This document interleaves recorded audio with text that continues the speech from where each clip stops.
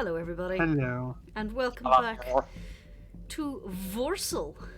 Doesn't that sound fun, Voarcel? Yes. I wonder what Voarcel is. God knows. So, Yes, I do. last week we had some. Fun backroom dealings, roping the others into our schemes, hunting down those who may be responsible for the blatant acts of terrorism. But enough from me. Dungeon Master Devillo, would you like to tell us a story? I would love to. Yeah. So, when last we left off, the party went to the town of Grimscar, the goblin community that is built into part of the sinkhole that makes up half of the city of Cusville Grim. And basically, this place here. You had a chat with Matthias, a bugbear, one of the leaders of the various cartels that operate outside of this region. Matthias was unfortunately implicated in the recent attacks. He confessed begrudgingly that the material used in these attacks was indeed the material from the explosive device that you disarmed but a few days prior in the last season. So, apparently, somebody in his organization had let slip about the material, and it had been stolen. At least, that's what he said. He pointed you in the direction of one of his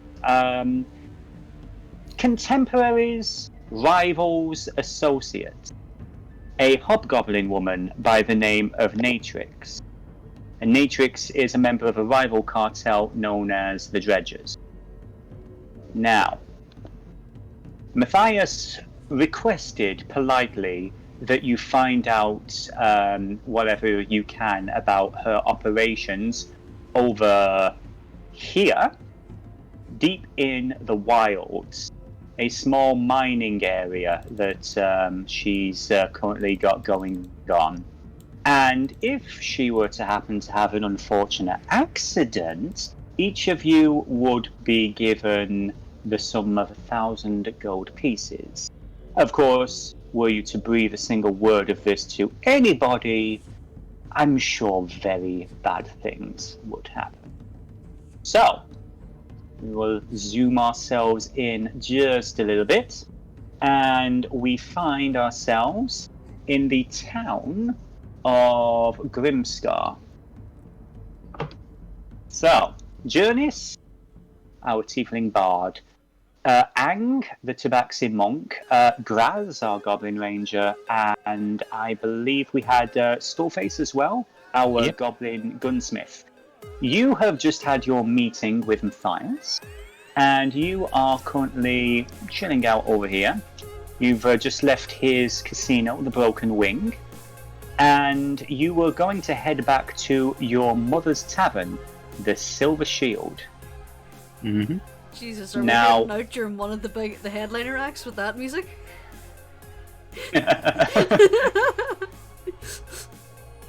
Well, everyone, will welcome Starlight to the stage. Starlight, everybody, stage 3. Main Street Electrical Parade. So yes, before you headed to the tavern, I believe, Jurnis, you were talking about getting a little lead-lined box. Was that correct? Yes, I did want to get a little lead-lined box. Okay. Was there anything else that the party wished to do while before you regrouped with the rest of your party? I mean, any supplies, any materials, anything that you've been waiting to pick up? well, I mean, wouldn't mind picking up a few more health potions if we are. Okay. There's a shop nearby. Well, Wex, you've not really been living here for a while, but you grew up here. Give me a history with advantage or History. survival with advantage, whichever is highest, because you are a native of this town. I'll go with survival since, as you say, it's higher. So advantage. And it's a very appropriate stat for living in this place. A 17! Yes, 17. Okay, you do know that, let's see, I actually don't have an icon for it just yet. But let's say, I would say over here on the way, this is the main street where you can buy a couple of different things. There's a couple of magic shops. Well, various stores for useful things. Magic stores are not really a thing in Voarcel since magic is so heavily regulated. That having been said though, Grimscar is a place where anything can be found for the right price. So if you were looking for something like that in the future, there might be somewhere. But yeah. So you head to this local store. It's basically a small hole in the wall. The town, as I've described before, it's kind of like it's very vertical. This was built on top of the ruins of the sinkhole, the shattered half of the city up above. And that music is way too electronic. I remember now. One sec. Beep-a-doop-beep-a-doop. Scrimscar 2077. Yeah! That's why I made the stripper joke, Dennis, because it was so electronic. That's a bit better. So yeah. Now, there's a goblin. There's goblin storefront in there. That slightly older-looking woman, very thick-rimmed glasses, looks up as you guys come in. What is it you have to do exactly? Sorry, I'm just distracted by that music there. That's the music that the guy who does the SCP animated illustrated videos uses as his background, and now all I can think is the stories from SCP. Yes, I'm looking for a small box, perhaps lined with some lead. Right, okay, looking to transport something that you don't want people to find. Is that correct, love? Something along those lines, yes. Yeah, something. Okay, I get you. Right, let's have a look. He wanders around to the side of the store. You see a look through a ledger. Yes, okay, yeah, we've got something like that. We can do that for, shouldn't be too much. Simple 2 gold pieces. That's acceptable, and here you go. Thank you, my dear. So very kind of just, well, right, what can you give me for these? He puts 2 hand axes on the counter and a short sword. Oof, okay, now you're asking me to do research. Hand axes. 25 gold. Okay. No, I've got the sheet right here, thank you. For 25 gold. No, a single hand axe is 5 gold. Shh. It is actually, that's 5. Okay, so two hand axes, and what was it again? A short sword. Okay, 5, 10, and because everything is separated. 5, 10. Okay, right. Okay, I can give you 5 gold for the lot. 5 gold. Best deal you'll get round here, son. Fair enough. He gives you a grin and, slowly moves the items behind the desk and hands you the gold. Fun fact, just because it costs that to buy it, she Doesn't don't make mean- a profit. yeah. Mm-hmm. So you've made a day. Oh, anything else I can do for you lovely people? How about you, Kitty?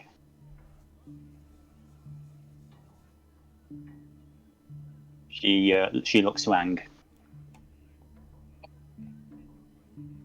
Sorry. Not a problem. I wasn't paying attention. What's going on? Yeah, basically, you were talking about health potions. How many did you want?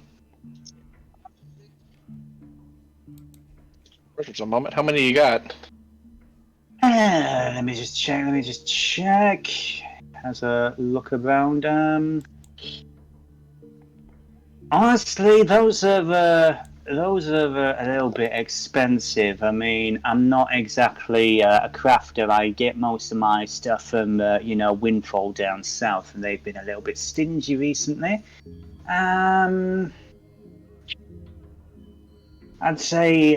I'd say we've got 2, and by the way, the DM cannot find health potions anywhere. Would some honest person like to give me the price for a health potion? 50 gold pieces. 50. Oof. I This feel is my attacked. last one. Say that again. Nothing. This one. This one I can give you for 70. All right. Oh, big spender. All right, don't get yourself too hurt, gorgeous. So you take 70 gold off your inventory there, and you can add 1 lesser healing potion. Actually, it's going to be 7 platinum. Oh yes, the platinum that you got from your previous Yes. shop. Yes. Oh, big spender. Feel free to come back anytime. As By the way, to Yeah. clarify, this is like this woman looks to be in a mid 70s, like grey curly hair, big bottle glasses and everything, but she's like, So, anything else for you, or would that be it?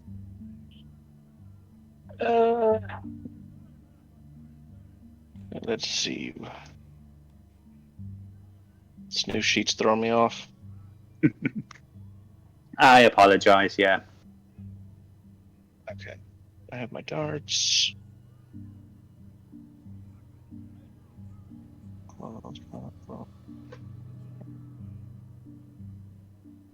I think I'm good. Does anybody else need anything?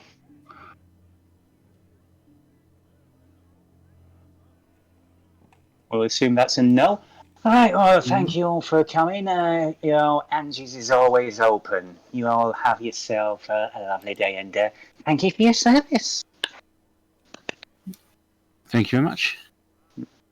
Okay. So, as you guys head out, I would say, Akinis, you've been following them for a bit. Is there anything that, and you're still in your wolf form, is that correct? Yeah. She's in wolf form. Is there anything that you're planning on doing, or are you just shadowing them all the way to the tavern? She's just shadowing them back to the tavern. Okay. For the sake of argument, can I just get one more stealth check out of her then? Okay, it's just rolling now. Yeah. I would assume nobody's passive is over 21. No. Okay, then. Right, so you eventually make your way back down the main street towards the Silver Shield Tavern, the home of the Greenstride clan. And let us just switch our scene. Beepity boopity boopity boopity boop. Okay. So, I also need to bring everybody up. Bear with me a moment. So, go on GM there. Also, I love that drawing. That I think that was my wife who did that. They're like, what is this? Does anyone want to explain why there's a permanent blood stain outside the Silver Shield? Some people decided to cause some trouble, and Mama Greenstride had a shotgun. Yeah. Yep. A marvelous woman. Oh, yes. I would say, Arcanist, yeah, you're over there. I So, respect self-preservation. as you guys are heading up towards the entrance, meanwhile, inside the tavern, we've got quite a few people have shown up now. Over the past hour or so that your associates left, the tavern has become fairly busy. High percentage of, goblinoid folk, but you see the occasional elf, a good chunk of humans, the occasional halfling, orc, that kind of thing. It's a fairly, a little bit boisterous, a little bit noisy, but nothing really too aggressive. Every now and then you do notice that if there's one particular patron who looks a little bit dodgy, Mar Greenstride sort of like clears a throat and moves towards the to whatever is positioned underneath the bar, and everyone suddenly starts behaving a lot more. I can only imagine the landlady from Kung Fu Hustle. Oh yeah, That's absolutely. a good comparison. Mm-hmm. As Cephis said, she's basically a cross between that and a goblin version of Peggy Mitchell from this British soap opera called EastEnders. Pretty much the same thing. So. So Seth basically came out with the most powerful woman in existence. Yes. Yep. That's his mother. But anyways, so Icrius, Chemise, Tahu. Aside from Una, who is still playing with the dog, everybody else in the Greenstride clan has got to work, helping their mother out with the tavern. Is there anything else that you wish to discuss before your associates arrived? Chemise is just sticking close to Icarus. Within a good arm's reach. Outside of arm's reach, though. Of course. And she is just, kind of turned in on herself. Aww. There are a lot of people here. They all seem to be focused on their own things, but you do feel a little exposed out here. Exactly. She's kind of curled up. She does not like the crowd, and it's pretty obvious. I must say, it certainly picks up quick in here. Just an hour and the entire place is full. Almost reminds me of home with all the goblins about. But I understand this makes you uncomfortable, Miss Chemise. Home for me is, like I was telling you the other day, or just telling you, home for me is down in a mine, surrounded by people. It's a bit too cramped for you. Mm-hmm. Well, we can go out and take some fresh air if that will make you feel better. Honestly, I'm fine. I'm fine. Don't worry about me. I'm just sitting here thinking about what we can do to help the others. Very well. I'm sure our companions will return shortwith from their totally not shady dealings with a not mob boss. At this point, it doesn't faze me. Since leaving my home, what I used to call my home, I've seen worse. You and I both, my lady. Thank you, Icarus, for being here. Well, I'm here to help. And don't forget, any reward I get from this, I'll share with you. Well, I'd certainly put it to good use in the service of sepsis and the common good. I'm all about the common good. Okay. I would say it's around about this time that you guys would head back to the front of the tavern.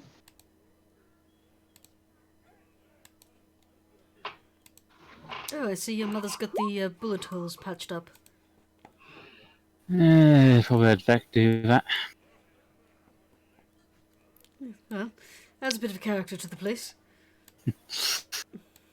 As you guys head up the steps towards the front entrance, you see Vec, the older-looking goblin, brother to Wex, flat cap, slightly, leathery jacket. He just basically, tugs on the cap a little bit, gives you all a nod, and steps to the side, allowing you in. All right, kid. Vec. Good business. Let's just say headaches are being caused right now. Anything we need to worry about? No, just just be careful the next couple of days, man. I mean, you're going to have to give me a bit more than that to go on, son. Gotta go and deal with a few things. All right. Now, man of mystery, fair enough. Just, keep safe, all right, kid? I know, Vec, but you know the rules. Don't spill more than you need to. Good. Be safe, be well, and don't piss me off. Easier said than done. At that heat, you do see him sort of quickly check over his shoulder to make sure that his mother wasn't seeing. And to clarify, for a goblin, like the regular-sized goblin, he's got some muscle on him. So this is a fairly tough-looking fella, but it's like you see him make a little crack about your mother, and then it's like, shit, did she hear?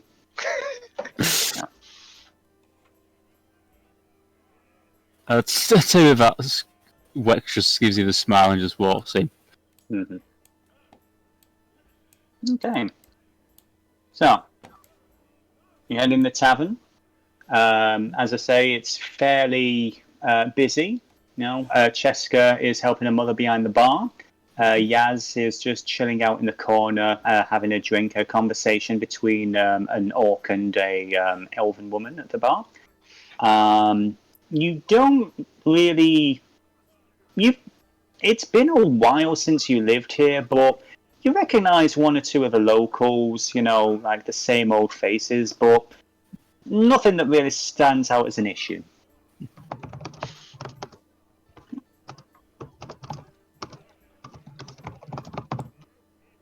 Furious typing intensifies! The text version of Death Note, like the really dramatic, dramatic camera angles and everything. Yeah. No. How dramatically can you eat a chip? Yeah. 80s montage dramatic. Mm-hmm. Jurnis is just gonna glance over and just mutter out of the side of her mouth, "Oh, thank God he ditched the tabard." Yeah, that would have caused a few problems if you hadn't. It already did. Exactly. I assume in the walk over here we explained what happened in the Grey Quarter when he wasn't about. Yeah. Yeah. So, to clarify, because the player was away for a little bit, was there anything that Sephir had missed? Was there anything that you weren't privy to? No, they would have explained everything to me, so... Okay, I meant you, the player. Was there anything player. that you missed? There's a bit, but nothing I can't piece together. Okay. So, at this point, the couple of the locals start to head off. Mainly these two, to give you guys some space. And bugger off over there. So, there's not really enough for you all to have one table together, but there's a couple of spaces free. Is there anything you guys wish to discuss with each other? during the evening. Skullface basically just says to everyone who wasn't with him, right, we all need to have a talk somewhere private, but we can leave that till later on tonight. Fair enough, Master Skullface. One important question, though. Did you all come out of your meeting with your thumbs intact? Yes, we did. Capital. It sounds like an adult conversation. I'm gonna head off. See ya, puppy. Una just steps off. Hi, kid. And she gives you a punch on the arm. Speaking of, I noticed we're missing a dog today. Oh yes, yes. My wife has been running a little bit. Oh, she might jump on in a little bit, but she's around. Yeah. Okay. We send our love to Archer through dog. Yeah. Pet the dog. Saying that dog is being cute. Always. Begging Yes. for treats. I'd say Icon is going to take advantage of this and try and sneak into the bar and hide under this table here. There's a lot of people around. Well, Vec is at the front door, so give me a stealth check with disadvantage because you are a dog. Okay. I would say that you get to about let's just bring Specky out here for this. Okay. I'd say you get to about here when Vec sort of looks towards like, oh look, you need an older kid. I'm sorry. Off you go. It does give you a bit of a pet though, but it's like, no. She's going to kind of scuttle down to here and just kind of not hide, but just kind of lie out of sight and just wait. Right. Okay. Here we've already got one dog inside. It's like when you go to a restaurant and there's like a tavern and you've got one person's brought a dog. You don't want another person to bring a dog because you don't know how they're going to react. And blah, blah, blah. No. Dog comes I've in the seen door that. and dog comes in the door and you're like, hey, is your dog a PC? Yeah. Okay. Anyways. Would anyone like some whiskey? I Nothing can't from say, anything. say no. Excellent. And Icarus will push the bottle over towards Skullface and presumably the lovely Miss Springsinger. Very well. You haven't done anything to it, have you? Ha! She No. says with like a smile on her face, like she's obviously joking. I was going to say, if he had, my mum would have sent him through that window. I have no doubt that she would. Marvelous woman she is. Well, she's looked after us lot for the last past 10 years or so. Well, someone has to keep you a lot in line. Pity we lost Dad, but we didn't do all right because it was just Mum looking after us. Well, Auntie Margot as well, but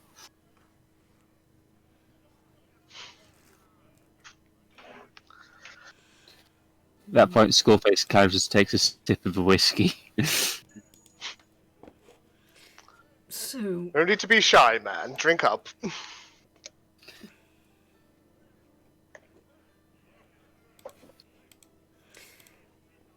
You were going to say something, Jurnis?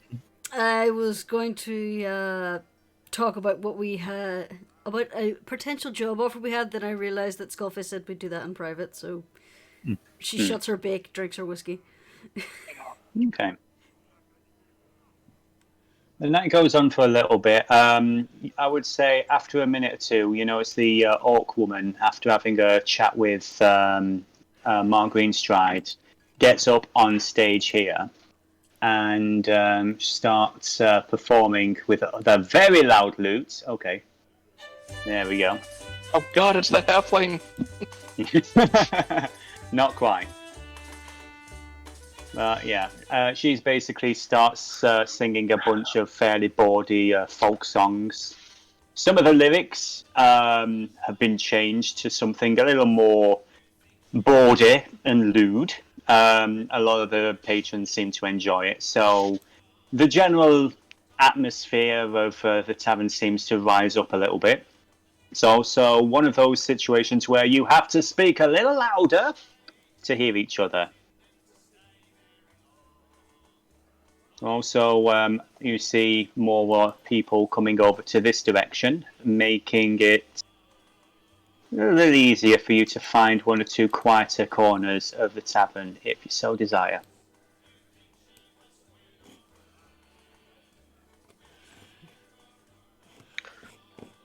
Huh, that's an inventive use of the lyrics. I must remember that. Well, can't say I'm familiar with this one, but must have been recent hire or something. Give me a history check, actually, Skullface. History. Yeah, you ain't got a clue there, I'm afraid. So, the evening goes on for a little bit. My question is, do you guys wait until people start filtering out, or do you go to a slightly more secluded corner of the tavern, and use the noise of the performance to mask your conversation? Yeah, Skullface kind of indicates for everyone to move to this corner here. Well, yes, because it's all moving en masse isn't suspicious or anything. Let's just say it's common in this place. Grass throws herself onto the table. No. Miss Chemise. We'll just say, Tohu? I will move everybody not to. Whoa! Roll 20! You have new hotkeys, and that is not something I wanted to do. Why? Good control. Oh my gosh. What did you do? Yeah, bear with me a second. I'm just going to try and grab everybody and... Okay. There we go. Bear? So. But we don't have a bear in the party. That's what you think. We don't have any. We don't have any druids.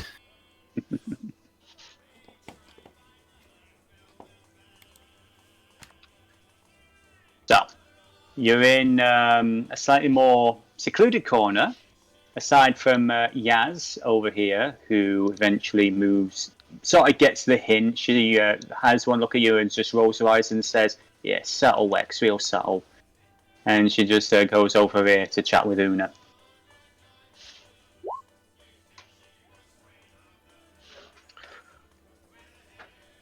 Well, Master Scarface, you had the floor.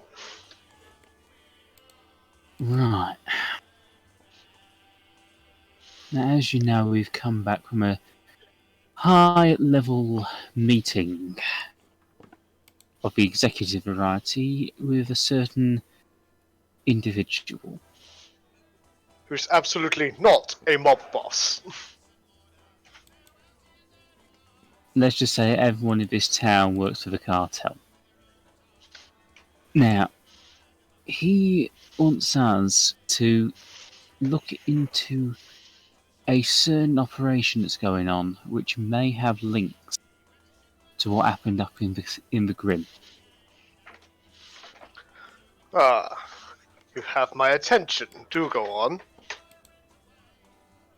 Basically, one of the other cartels is involved in a little bit of underground salvage, shall we say.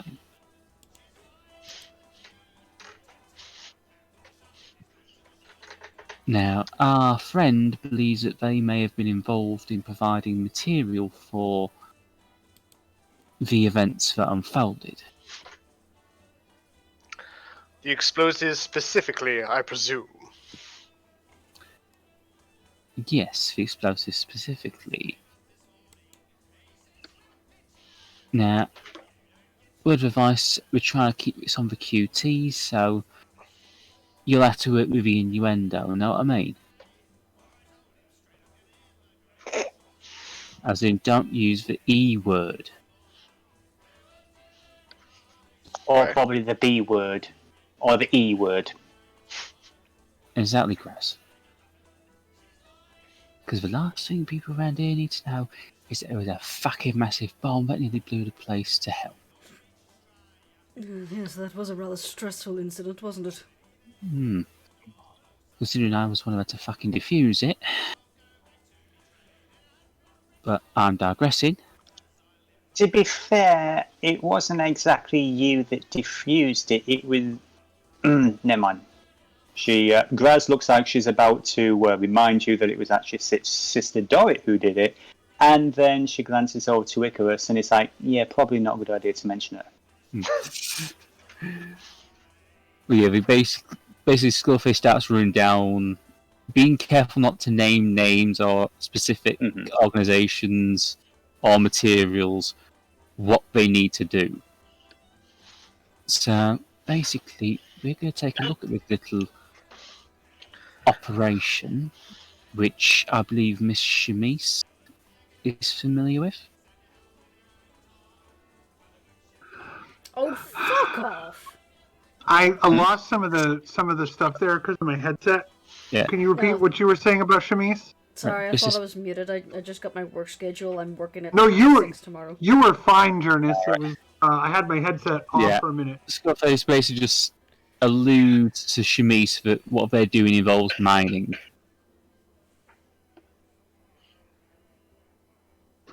He doesn't actually say it, but he drops the hint to her that Yeah. it involves mining. She said, oh, I get it. Okay, she says, my skills then. Now, I know my way around explosives. So, obviously, if it's an operation of this nature, both of us are going to be useful to it. Now, And that's my plan for how we get in. I'm with you.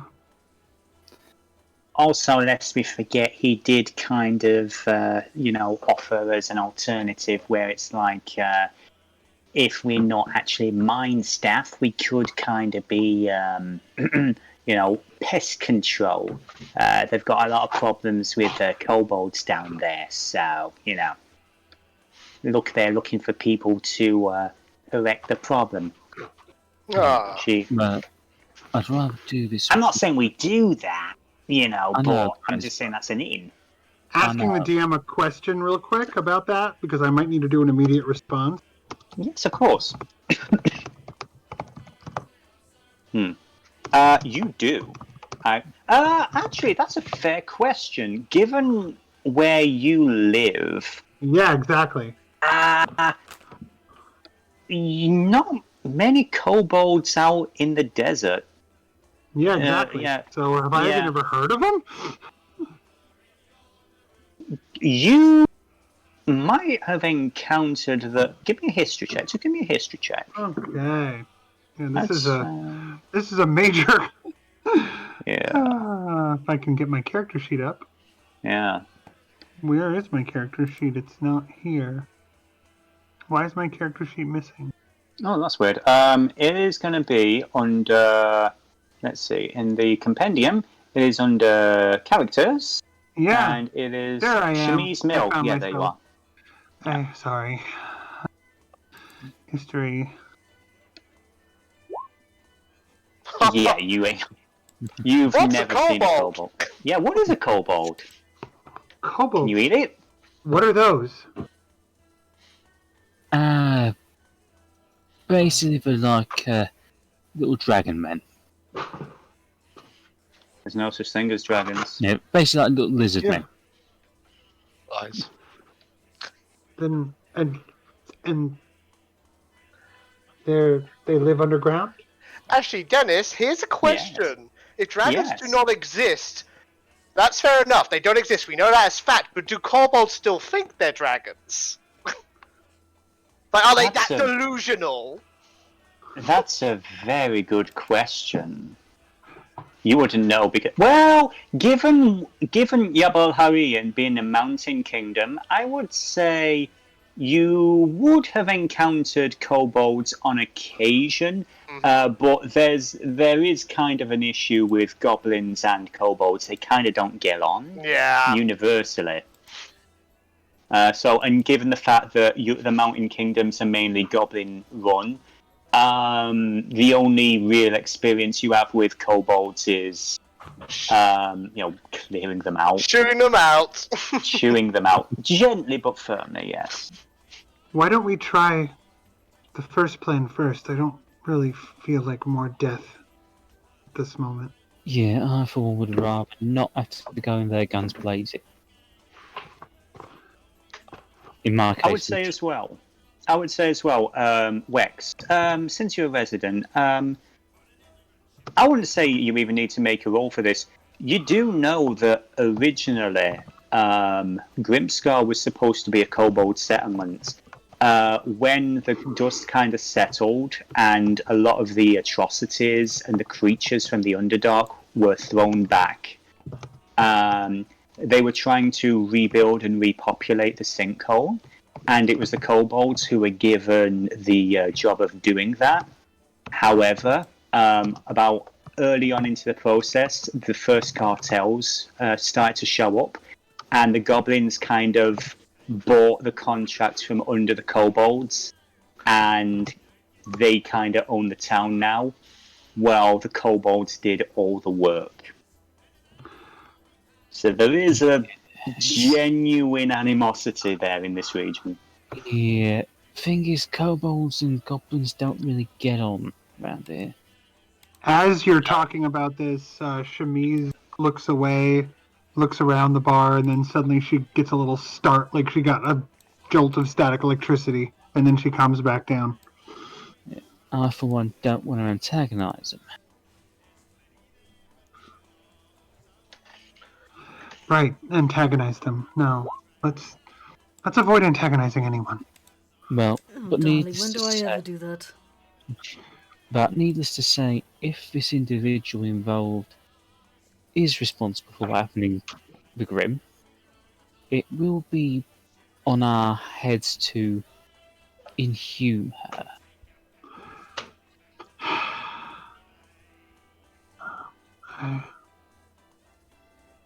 I say we do the mining plan. That sounds best. She looks distracted now. And after all, if we want to leave as little trace as possible of our activities dealing with this individual, arranging accidents is a lot more clean. Do you agree with my thinking on that? Do you agree with this plan, Sir Icrius? Well, now that I understand the thinking behind it a bit more, then yes, of course. It's nice to be included, isn't it, Sir Icrius? Yes, it is. Hopefully we can keep this up and have a wonderful partnership together. Well, so long as no one decides to go happy daft with the heroics, we should be alright.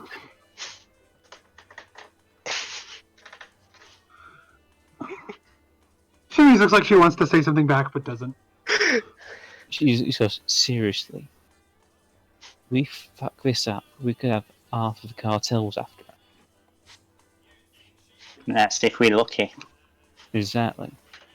So we need to apply finesse and a little bit of stealth. Pretty sure you're already in deep shit, but I'll try and make sure you don't end up in more of it. Right. Oh, I'm sure we won't attract any attention, she says, gesturing.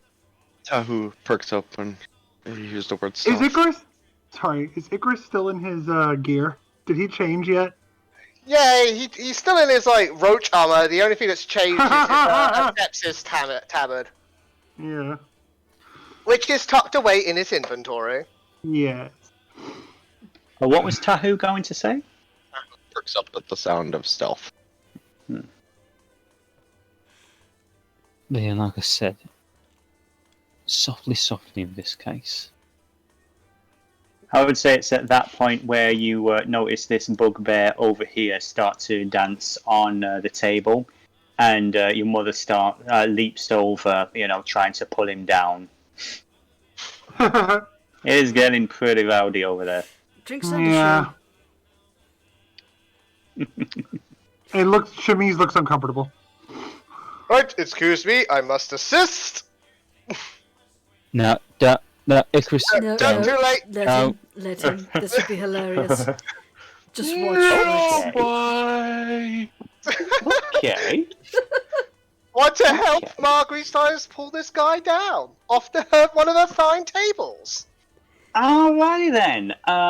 As you're heading over here, this bugbear is just, singing along with the very, very choice lyrics. I see a couple of other people. It's like, even though they're enjoying themselves, they're kind of like, when it's like that one person who's in the middle of a party who's like way louder than they need to be.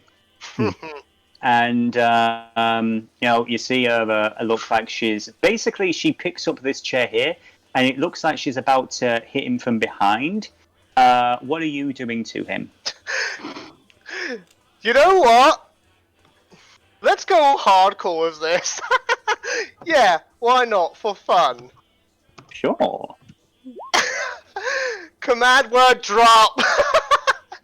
Or grovel, to be more specific. Drop is just dropping a weapon. Okay, that's a wisdom saving throw, yeah? Yep. And what does he need to beat? He needs to beat 13. Okay. You basically point forward, you give him this very deep commanding voice, and he's like, ooh? Like, so stops dancing, but turns to look at you. Tilts his head to his side. Oh, you look funny. You rolled a 14, I'm afraid. Aww. At that point, however, you hear, with his back to her and pointing at you, you hear a crack sound, and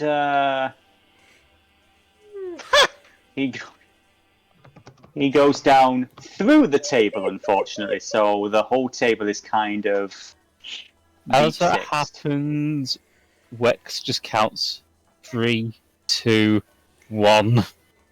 He knows what his mum's about to do. Okay. And Would I'm also you thinking like... of that gif with Bart and Homer in the bathtub? No. It's what she's going to say. You know what? Yeah, no. You say it. My green stride just goes, get out of my pub!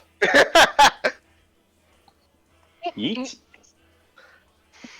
You basically watch your brother Vec take this bugbear and lunge him out the nearest window. A couple of people duck. Defenestration. Yeah. I love that word. It's such a fun word. Me too. Oh, I love yeah. it too. Well, that was marvellous work. Oh, beg your pardon, ma'am. Not a problem. I appreciate the distraction. You have another drink on the house, son. Oh, thank One. you very much. One is all I need. And back behind the bar. Gives you all a nod as she goes past. So, anything else you wish to discuss or engage in before you bed down for the night? Oh, yes, how much would it cost to replace that table? I wouldn't know too much. I'm going to say, while it's going on and while Vec is indoors, Icrius is going to try and sneak in. There we go. Okay, yes. Give me one more stealth. Yeah. Like a shadow in the night. Yeah, she's going to just hide under this table here. Okay. Nyum. So, let's just say that one. Okay. I love my tendency to waste spell slots on just superfluous things. That's the fun of the game. It's Yeah. the fun of the game. Yeah, I've been wanting to use command for ages, and now I can, so haha. Alright then. So, eventually, the night starts to wind down. We'll bring us over to this. And, the various tavern patrons start to leave. The orc finally finishes their last song, much to the relief of Margarine Stride. And everyone is basically ushered out. You make your way to your rooms.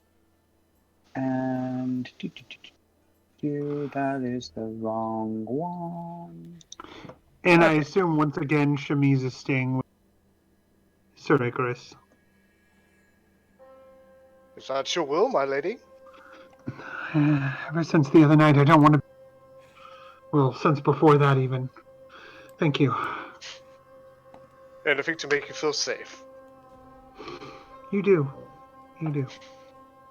So you didn't actually tell anyone about that, did you? The dream? levitation. The dream levitation? or anything? I didn't. I don't know if Icarus did. Nope. Okay. He was rather honest about what he went through, but he didn't say anything regarding Chemise. Such a gentleman. I'm sure that So- won't come back. Oh, absolutely not. Only good things can happen to this holy now character. And holy Chemise. Sacred Chemise. Chemise. Protected Chemise. Precious Chemise. Totally not a catalyst for evil, dark things, Chemise. Never. Well, before we get to them, let me just see if I can bring this up without it being too much. I think Jurnis Yeah. and Graz. So who is sharing with who? I'm assuming that Jurnis and Graz have their own place. Probably. Okay. Pretty much the same makeup as it has been before, yeah?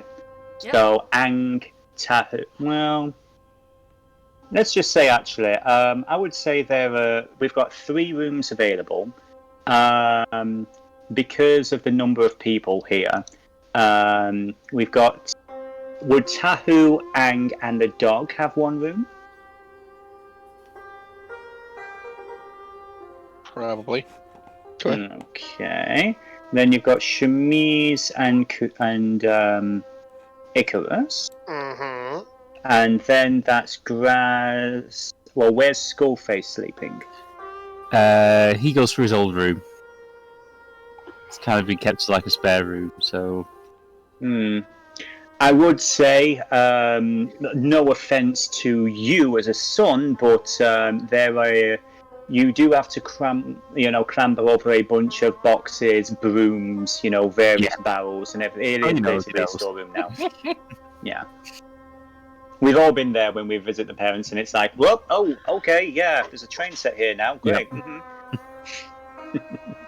Okay. So yeah, Jurnis, Graz, you two have a place to yourself. Graz has seemed a little bit distracted of late. Give me a perception check, if you'd be so kind, Jurnis. Okay, 21. I would say with that, she has been flipping over her notebook in the past few days. A little more than usual. Like going over some things, cross-referencing or something. You're not sure what she's been doing, but she has seemed a little bit tense. But after the days, rest, the alcohol and everything, she seems a little more chilled, a little more buzzed. Give me, if you'd be so kind, a wisdom saving throw from Graz. From Graz? Okay. From Graz. Where's your card sheet? There it is. A saving throw, eh? Yes. I don't know why she's getting advantage, but there we are. We'll just take the 17.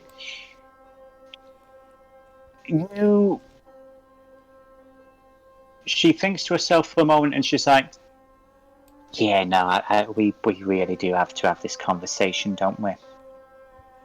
Everything alright over there, Graz? Yeah. Look, do you remember that incident with those bandits? The flying machine and everything, the kobold? I mean, back in the little village they burned down. Yes? Yeah. Could you describe them for me? The kobolds? Yeah.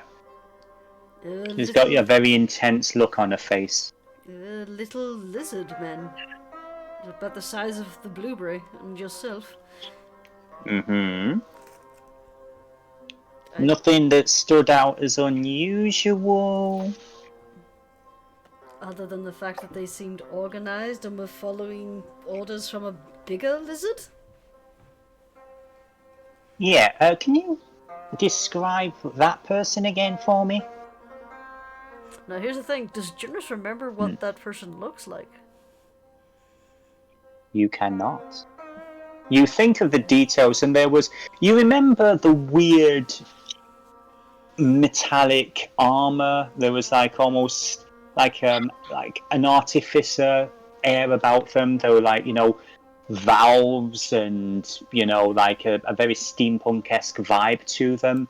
They're like some kind of lizard person, or was it a dragonborn? Or they were a bit weird.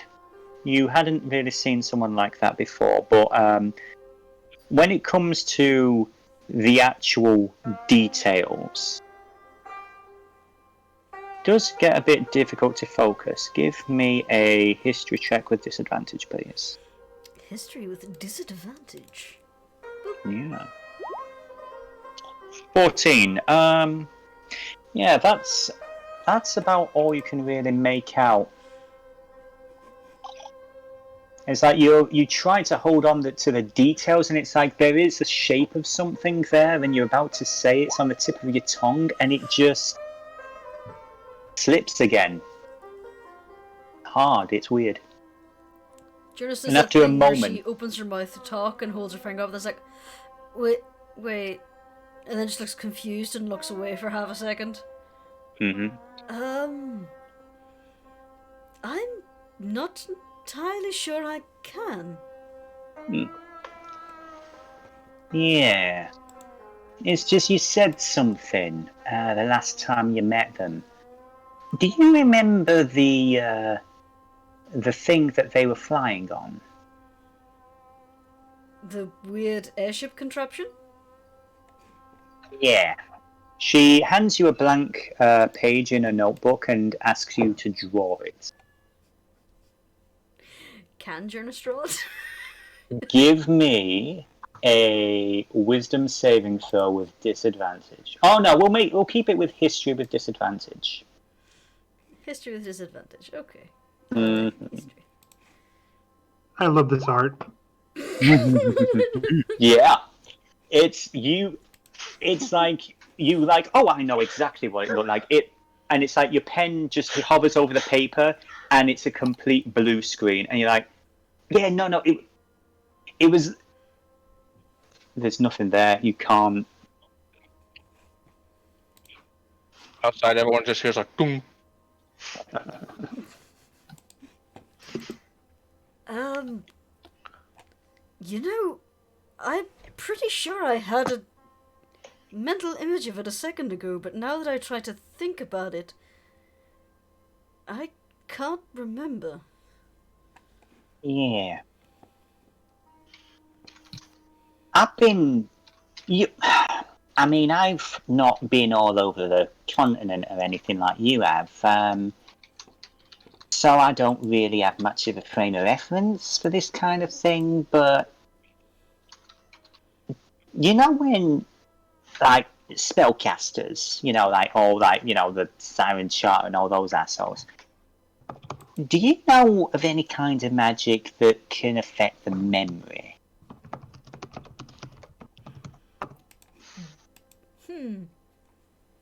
Now, the player knows about the spell Modify Memory, I'm sure the player does. but does Jurnis? History disadvantage.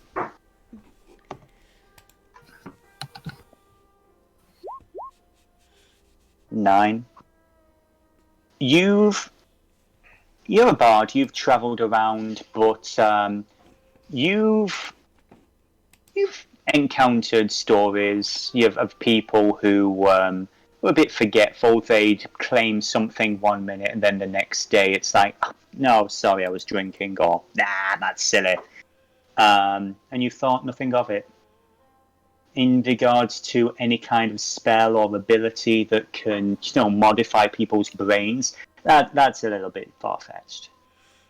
Well, there's a few fairy tales, but that's all they are, as far as I know.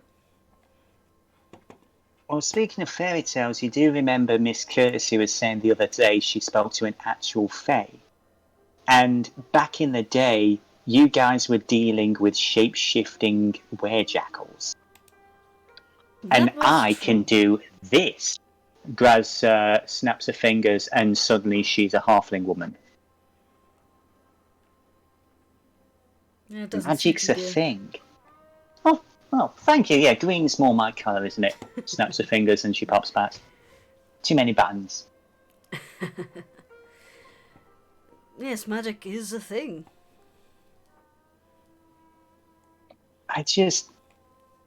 When you spoke to me, just after having seen what you saw, the bandits and everything, you said to me, and I quote, "It's a fucking dragon. I remembered it as a dragon, and then I forgot, and then I remembered again." Oh, and God. You told me to write it down in here. And then you told me to ask you the next day if you thought it was a dragon or not. And when I did, you said it was just a fine thing. Jurnis is just going to look very, very confused. What are you talking about, Graz?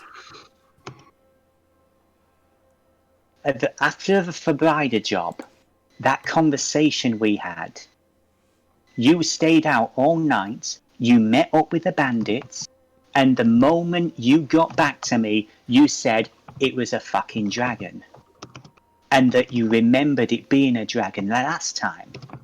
And you wanted me to write it down to prove that you'd forgotten. And she hands you the journal. Jurnis is going to read over it. Basically, notes about everything that you had said during that incident. And a couple of, questions about... some of it's a little bit chicken scratch. You can't follow everything here, but you get the impression that Graz has been, questioning her own memories because she cannot remember anything about the bandits either. What is this, the silence? Say that again? So what is this, the silence? Oh, you wish. Wait. I told you all this. I told you that I knew I would forget.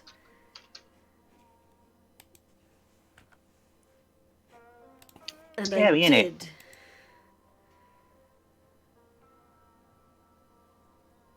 Pretty much, Red.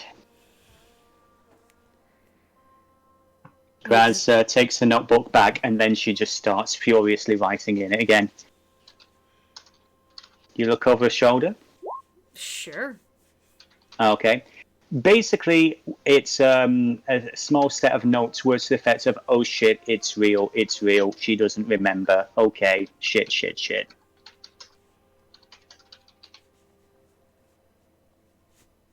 I have a feeling I've just confirmed a theory, but I can't remember what the theory was.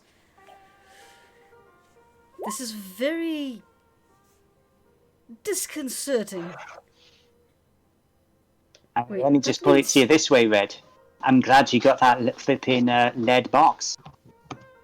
Wait a minute. Dragons are real. I mean, holy shit. What does that even mean, though? That beings that are comprised of magic are a thing. And that means that they have magic that we have never seen before. That means they can make people forget. Graz, they came away from a fight. They have been fighting someone. What's the best way to win a war than to make your enemy forget that you're fighting them? I mean, that doesn't sound more like a war. That sounds like an automatic victory. Give me an intelligence check for Graz, if you'd be so kind. Sure. And I would say, just for the fun of it, yeah, you've listened to all of this, Arcanist. But we'll get to you later. Yeah. 18, okay. Graz thinks to herself for a minute. Okay. If we're going with the theory that dragons are real, what else is real?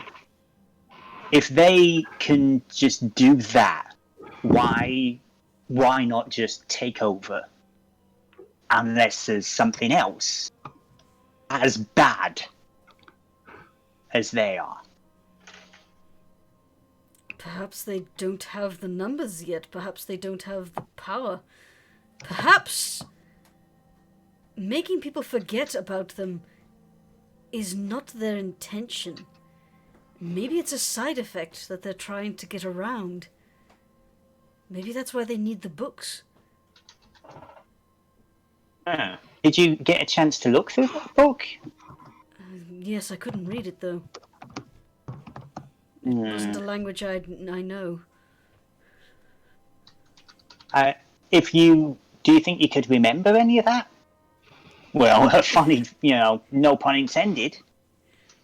Could Jurnis? History with, guess what? Disadvantage. Disadvantage. Hooray. Mm-hmm. With a 10, I would say you wouldn't make out any words, obviously, but I would say a 10 is going to be enough for you to have a couple of very shaky-looking draconic symbols. Some of the glyphs, or at least ones that maybe would be recognizable as draconic. Let me a pen, Graz. Here, this is all I can remember that I definitely saw in the book. But again, I have no idea what they mean. And Josh is going to scribble them down in Graz's book. Alright. Okay, well, this is obviously something we need to keep close to the chest because she thinks to herself, fucking hell. I was going to say, it doesn't really do to be the person who runs around saying, oh my gosh, dragons are all, I remember, they stole my memories and all that shit. I think I've seen this happen before. Wait a minute, There was this... Didn't Glorth do that? Oh shit. Oh my god, Oh, the crazy shit. little gnome was right. He fucking did. He again screamed like in huge letters in the notebook. It's like, fucking Glorth was right. It is, Graz, at this point, Graz is going full on.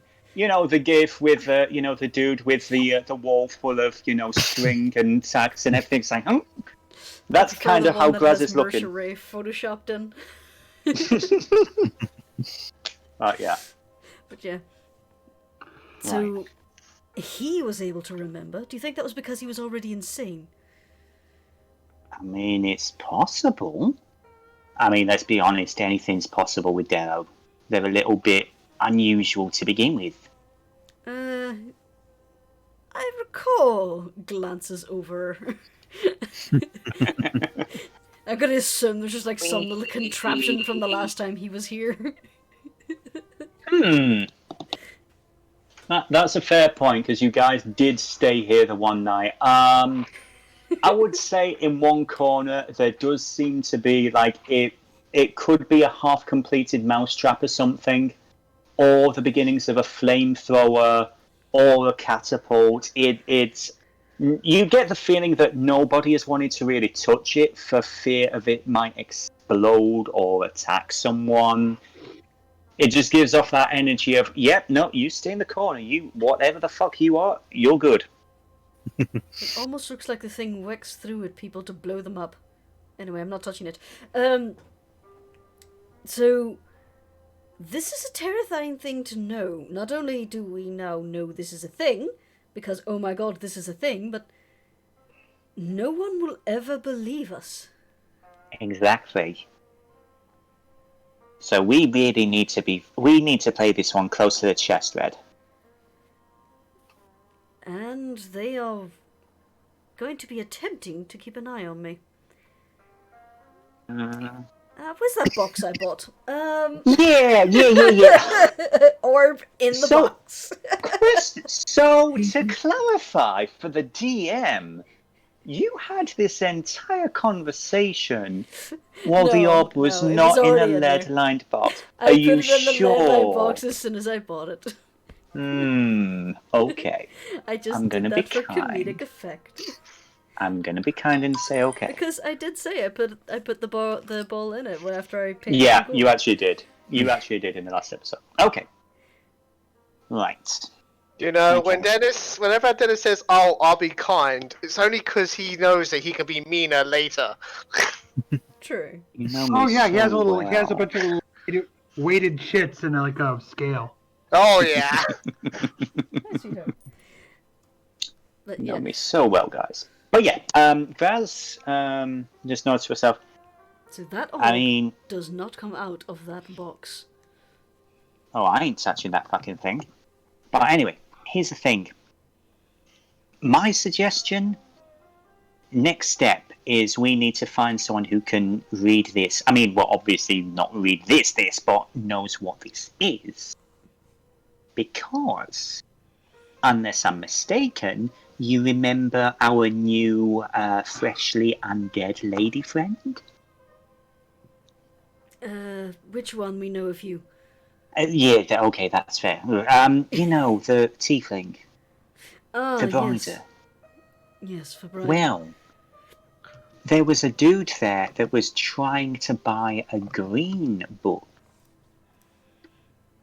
Now, I don't know if it's the same as this black one or whatever, but it might be worth a look at that. If the symbols are the same, well then. I think someone showed me that book. You know what? I believe you're correct. So, yeah, I would say that's the point where I would say, yeah, history with advantage, sure. Because I think Elizabeth showed it to me in an attempt to impress me. Not Elizabeth, Yes. the one we blew up. The brother, Chris. Yeah. I have so many freaking characters in this brain right now. Yeah, the other one with a 15. Yeah. The one I worked my bardly magic on. Yeah, you basically seduced her with your feminine wiles. She gave you a free gun. You know, she was super into you, and you murdered her. No, she was showing off the gun, and I just fucking stole it. That even better, even better. I put it in my pocket, and then she blew up. Who am I going to return it to? Yeah. These are the good guys, people. These are the good guys. So, I would say with a 15, you would remember that the symbols looked pretty similar. I think you're right, Graz. I remember getting a peek at that book before, and they did look the same. Right. Okay. They She makes mentioned another. They wanted more books. I think they might be searching for that as well, but as far as I know, that blew up with the house.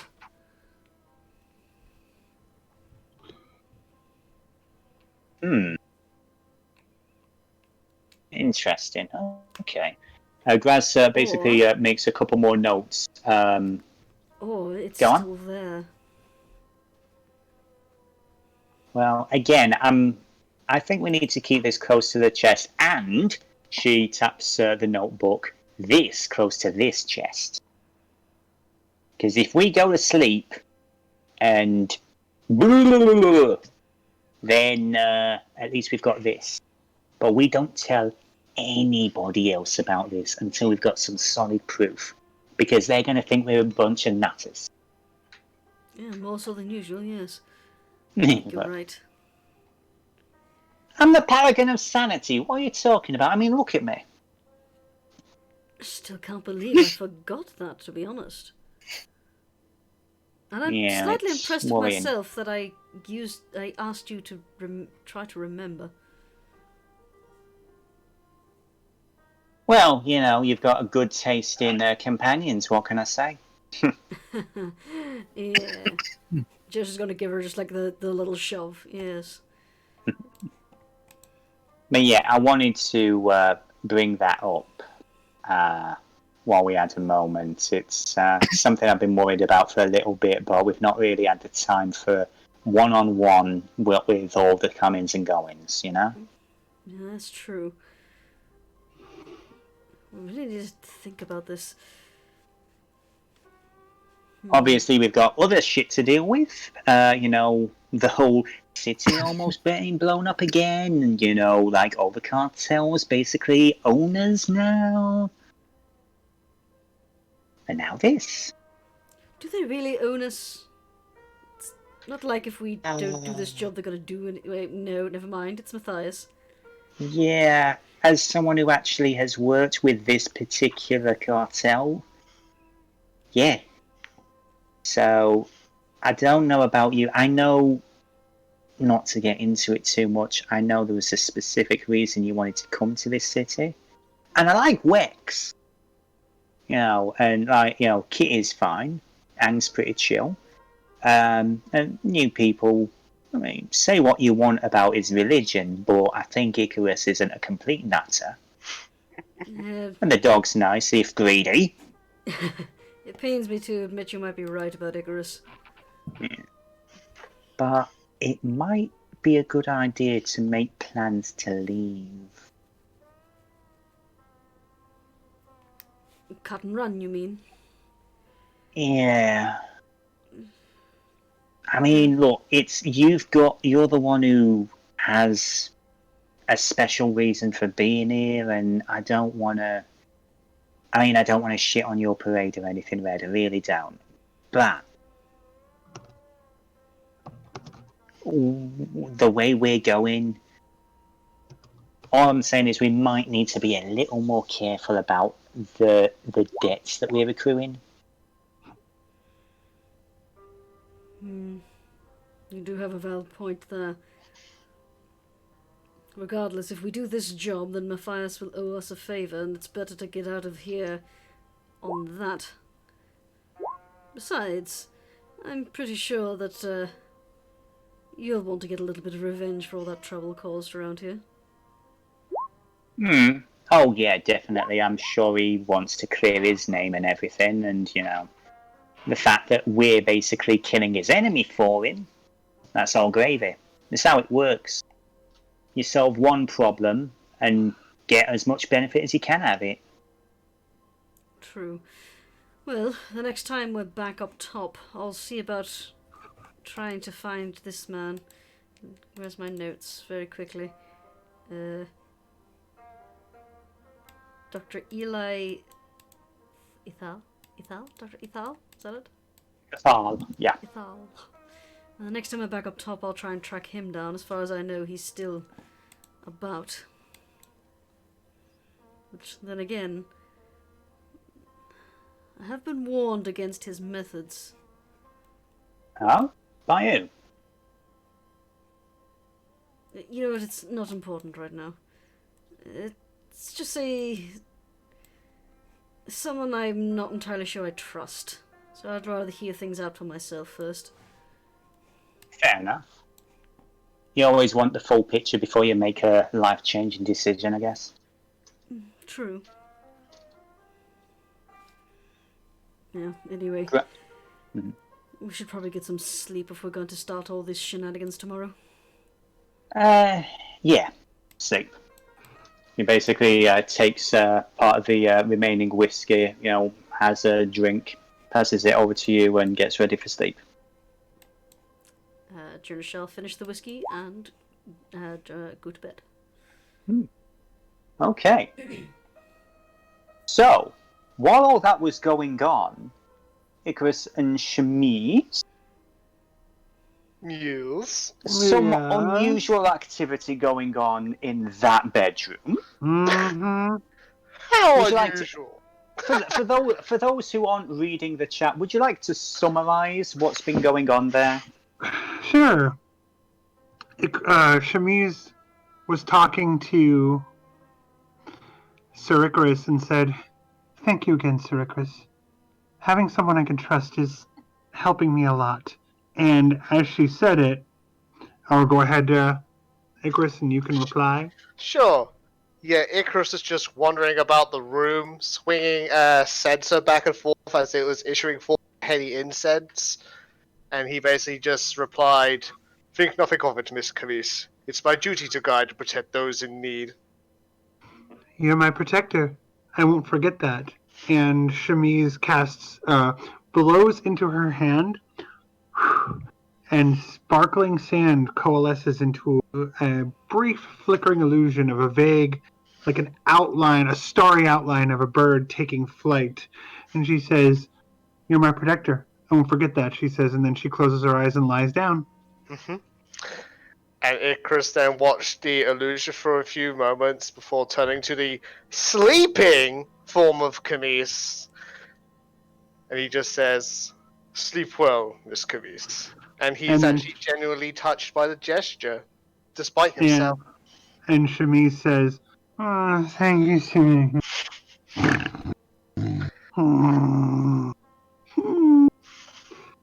But Sir Icarus sees through this, because she's obviously not asleep, she's trying a bit too hard, and he finds himself stifling a chuckle.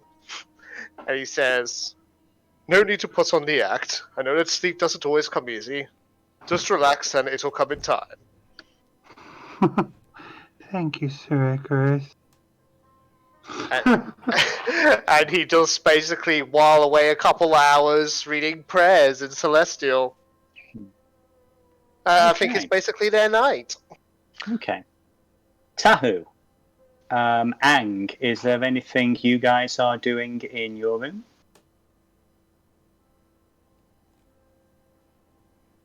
Yes. And what is that? You know. We Reporting. Okay. So you wait until everyone else is fairly asleep. You reach into your cloak and you basically pull out the pendant with the black segmented crystal. You focus, and what is it that you say in your mind?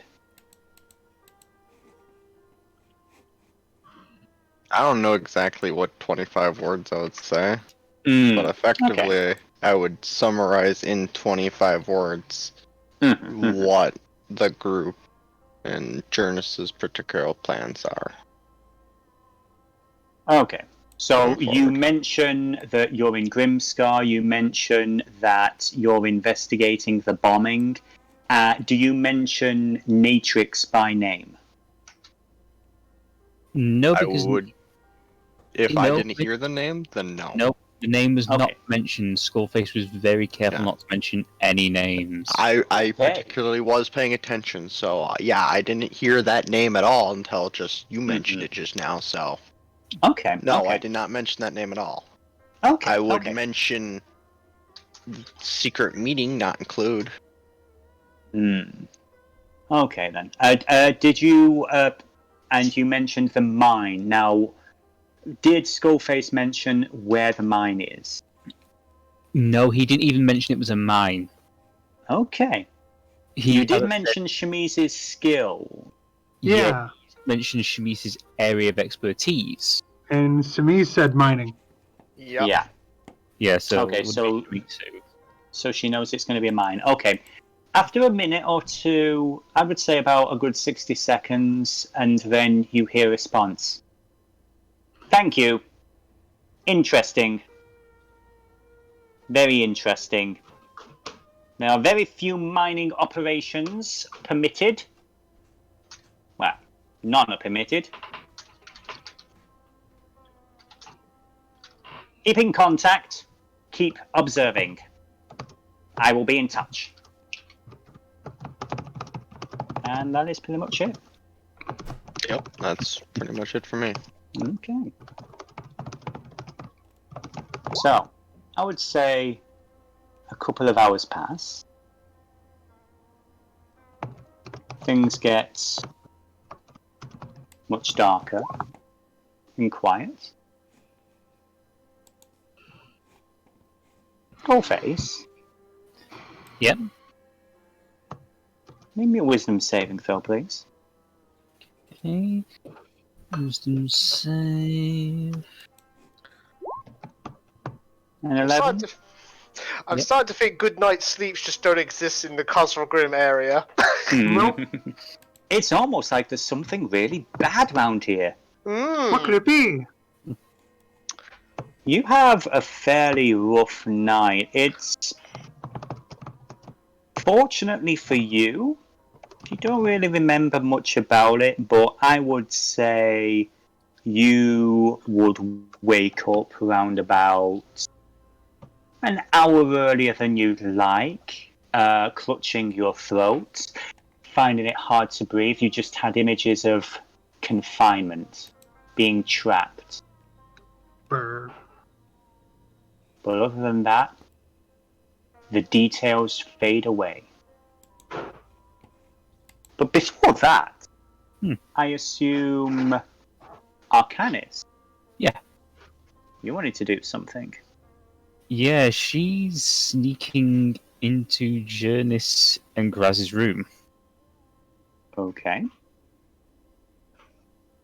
Give me a sleight of hand for the door. I'm assuming you guys would lock your doors. Oh yeah. Yeah. Sleight of hand Thank for you. the door. Yeah. Do you have proficiency in lockpicking or anything like that? She does not. Then a basic sleight of hand check, if you would be so kind. Okay. Okay, yeah. This is a fairly old building, not as... the security, at least in this part of the establishment, ain't as great as Margreen Stride would like. And you are able to get in fairly easily. As you come in, you see the sleeping form of a tiefling and a goblin curled up together in bed.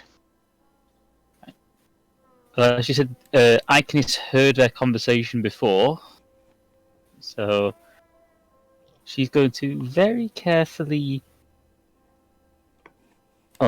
She's going to basically look through the packs to see if she can find that journal they mentioned. Investigation, please. Second investigation. 13. Okay. After a moment, you were rifling through the smaller backpack you would assume to be the goblins. You find various bits and pieces, bedroll. You would also notice a freshly wrapped bundle of what your wolf nose would reveal to be highly illegal substances that she's acquired for herself. You'd know this as brimmelweed. Very popular towards the western coast of the continent, but for the right price, you can buy it over here as well. You would also find the journal, and after flipping through it, there's... How long do you spend flipping through this? She basically just flips through to find the relevant pages, and then she tries to read through. Okay. It's kind of chicken scratch. Some of the notes don't exactly... You would need context to understand what they mean, but given the fact that you could hear the conversation, yeah, you can pretty much piece together a good chunk of what they were talking about.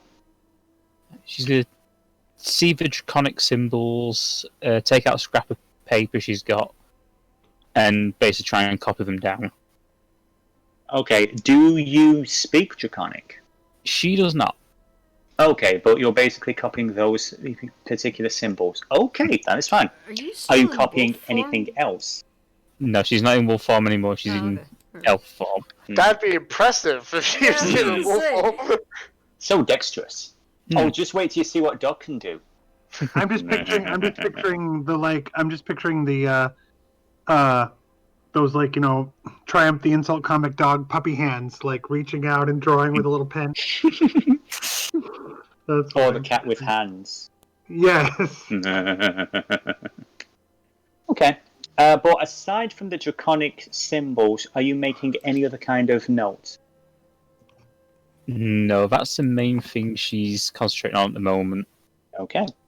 She's going to very carefully put the journal back, Mm-hmm.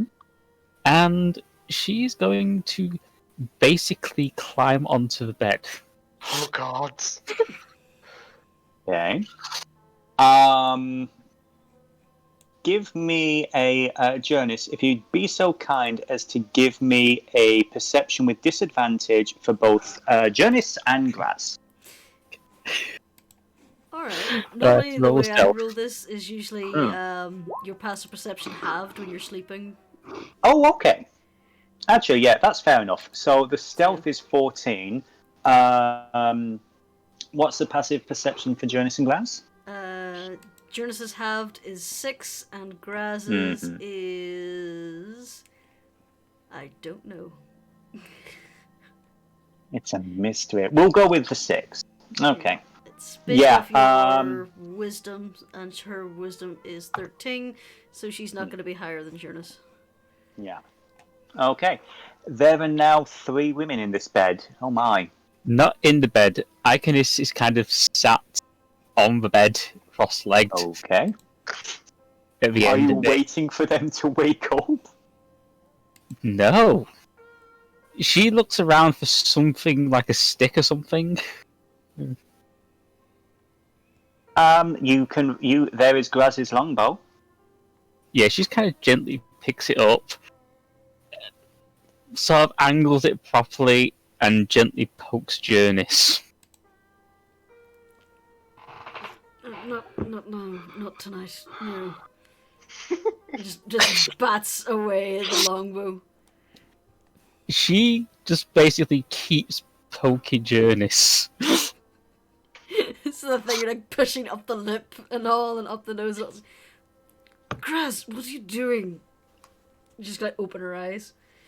One Oh second. my So I dear need God, to share who are you? something with I need to share this with the chat first. Yes.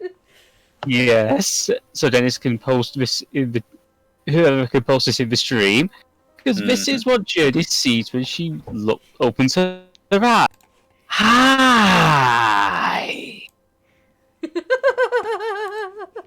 Holy fuck! Would you please give me an unarmed attack with disadvantage from Graz? Sure. Where is it? We'll switch to some slightly more appropriate music. Doesn't have one on her sheet, but her strength is -1, so I'm just gonna roll a d20 on Specky for that. Let's see if this hits. So there you are. 16 Hey! minus 1. So 15. Misses. Icrius just kind of leans back and lets it just sail past her face. You know, that isn't exactly a nice thing to do to someone. Who the fuck are you? What the fuck are you doing in here? Who the fuck are you? Damn good question! Jurnis is out of bed, grabbing her rapier. Nah, calm down. We met before, remember? Your trial? Oh. Yes, I remember you. Yeah. What are you doing here? We never actually formally met.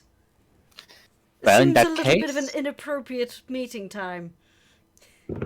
Well, in that case, she kind of folded around and goes, Well, in that case, I should introduce myself. I'm Icrius and one of the older wardens of Cosvelgrim, a member of the plenum, and yeah, I came here to keep an eye on you guys. Oh, great. Now we have 3 babysitters. Yeah, well, when you kind of come down here after the entire place gets blown up, you kind of needed someone else to look after you. No offense, I think we were doing all right by ourselves. Could you not have? Hang on, could you not have just said hello like a normal person? But that would have been boring. Oh my fucking god! Besides, it wasn't that none of you even knew I was following you until the dog noticed me. Wait, that was you? Yeah. Hey, Graz starts to the goblin girl starts to look a little more concerned again. Oh wait, you're not one of them like werejackal things, are you? Nah.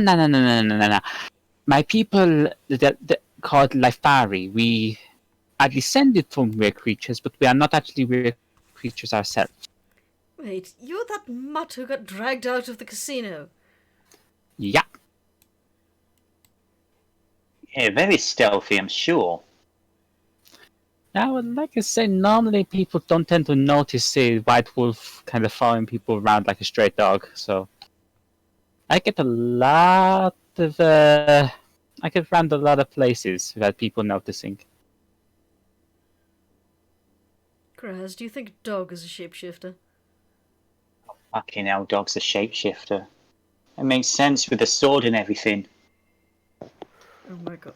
Is there just a certain quota of insanity that our party needs to have? Because we lost Glorth, we needed someone else who was nuts.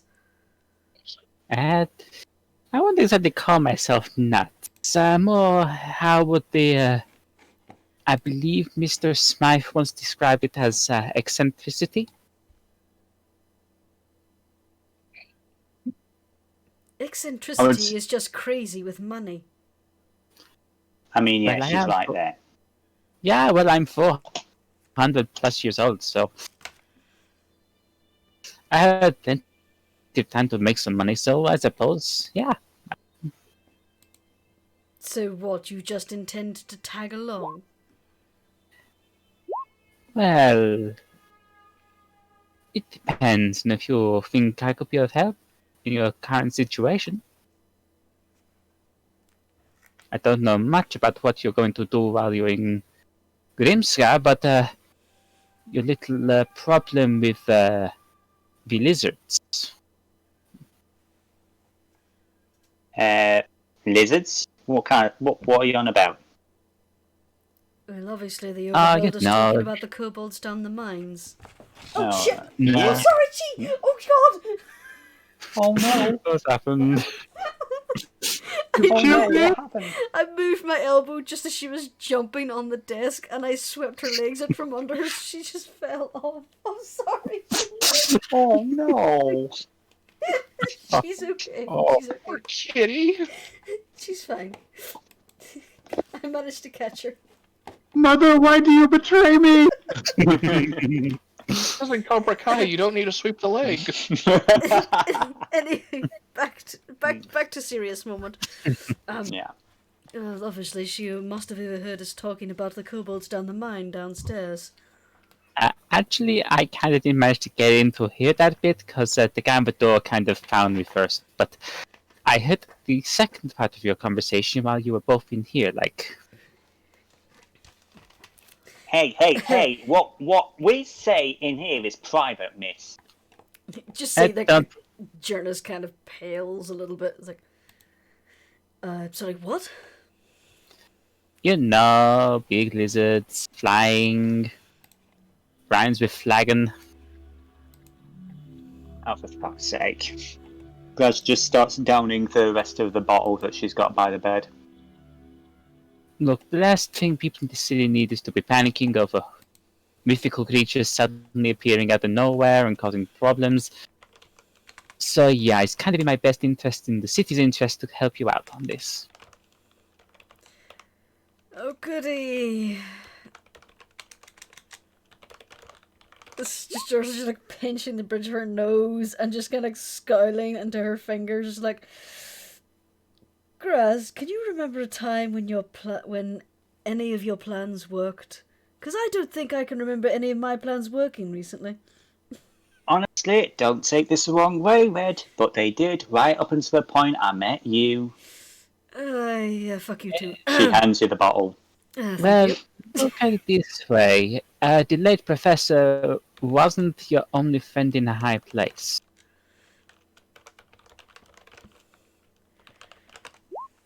And What? I assume you're referring to someone who works in the August Sanctum? Probably. I mean, there's people in this city who have taken interest in you, but Oh wow, that's too sinister. not in a bad way. I mean, like I say, it's not like your front page news or anything, but the plenum know you, so you already know that. I mean, the whole trial thing, I honestly didn't expect to have to do what I did, so, but yeah, that little rant kind of got on my nerves. Yes, well, he was trying to get us to take the fall for some very nasty business. Exactly. And it also did help to root out a few of the more fanatical ones, I think. Precisely. So everyone's a winner, baby. Yes. So, you intend to join us in our little escapades? I'll be tagging along, yes. I assume Not if I obvious. tell you no, you'll just follow us anyway. Well, considering I'll probably be in disguise as a wolf regardless. So that's a yes. Yeah. Hello. The thing the dog was freaking out about. All I would say is I probably wouldn't worry if Mr. Greenstride, because he kind of freaks out whenever I'm around. Does he Why, what's know your history you? with Wex? Well, nothing personal with him. I kind of know he's a nice guy, he does what he can, but I have a reputation. Can't think why. Would you like to share what that reputation is? Well, the entire city thinks I'm this crazy 400-year-old elf who kind of just hangs around at the keep and occasionally comes out, sorts out the bad guys. But he's generally mad as a box of frogs.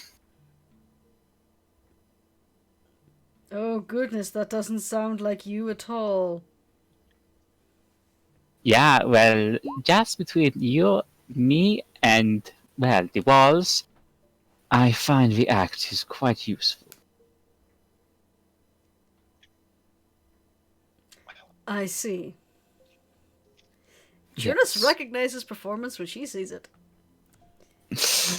No, she's talking with her regular voice. Yeah, you changed your accent. You were no longer doing the silly voice, and you're doing the proper voice. So Jurnis now realizes that the silly voice is entirely a front. Technically, that's my actual accent, but it doesn't sound as unusual in Elvish. I see. But yeah, it kind of helps my investigation and my general sneaking around, keeping the peace. And But people think I'm utterly insane. And no one takes a fool seriously. Exactly. Very well. Who is more foolish, the fool or the fool who follows them, huh? Yes. So I see we have no choice in this. Graz, we have another tale. Yay! She takes the bottle back. But yeah, don't worry. Like I said, I'm on your side. I mean, I defended you in court, so... Yeah, but okay.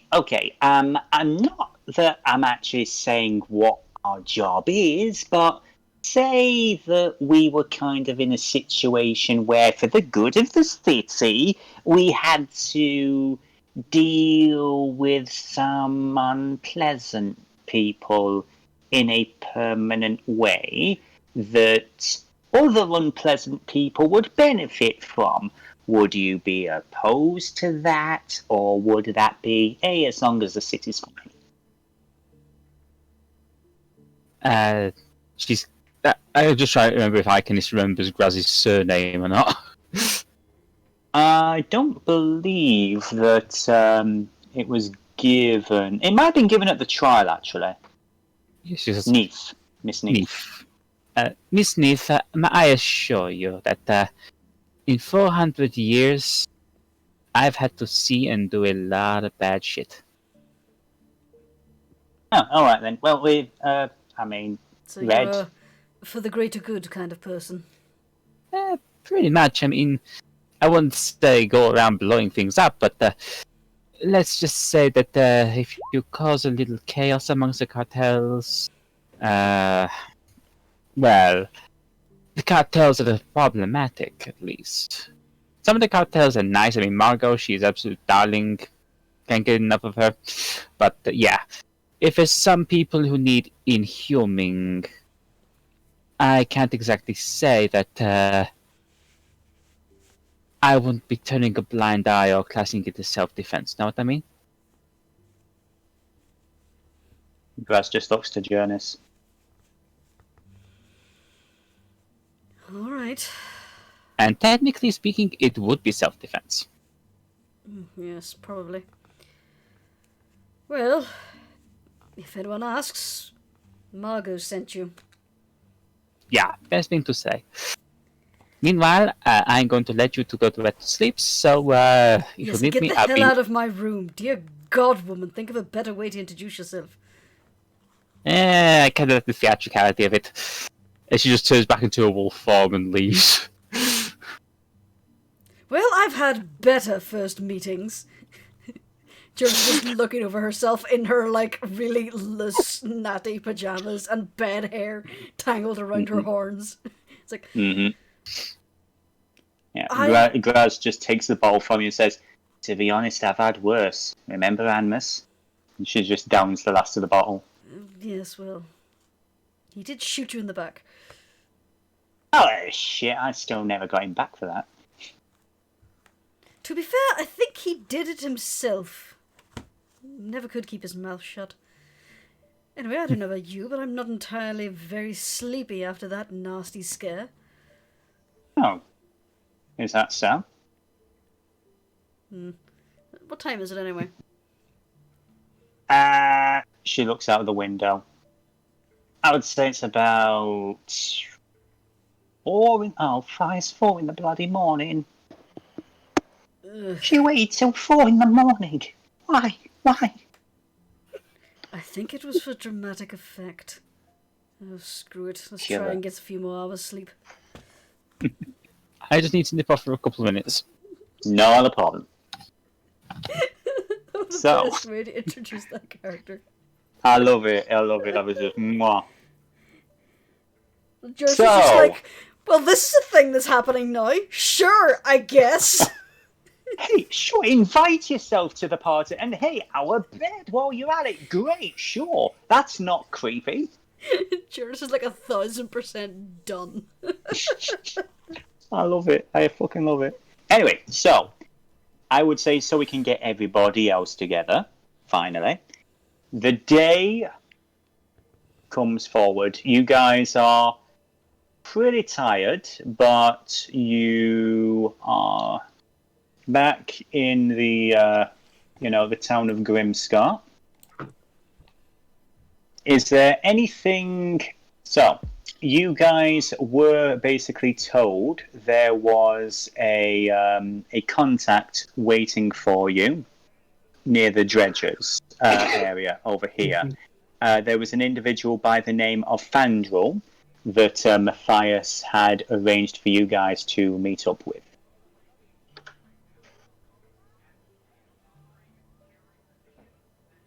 So you all head down there, is that correct? Chemise sure does. Makes the most sense. No, After okay. thanking Sir Icarus for... It was a peaceful night, thank you. You're welcome, my lady. Now let us away to this vague meeting full of vagueness, which will no doubt endanger us or implicate us in illicit matters. They told me that if I helped them with this, they might consider coming with us on the archaeological expedition, I'm willing to do anything for that. I need to find it.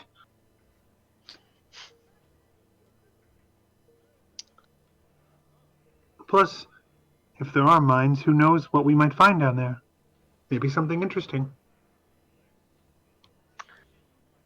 Sometimes there are things in mines that are best left untouched. Sir Icarus, understanding a thing is the best way.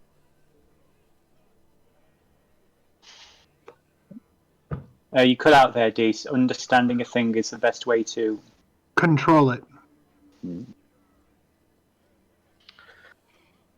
Okay. I would say, for the sake of argument, you guys, you find yourself outside a fairly ramshackle-looking, cafe. You see a couple of different baristas and everything, waiters. You remember that the description you were given of Fandral was he was a slightly older goblin, slightly balding. Who is approaching him?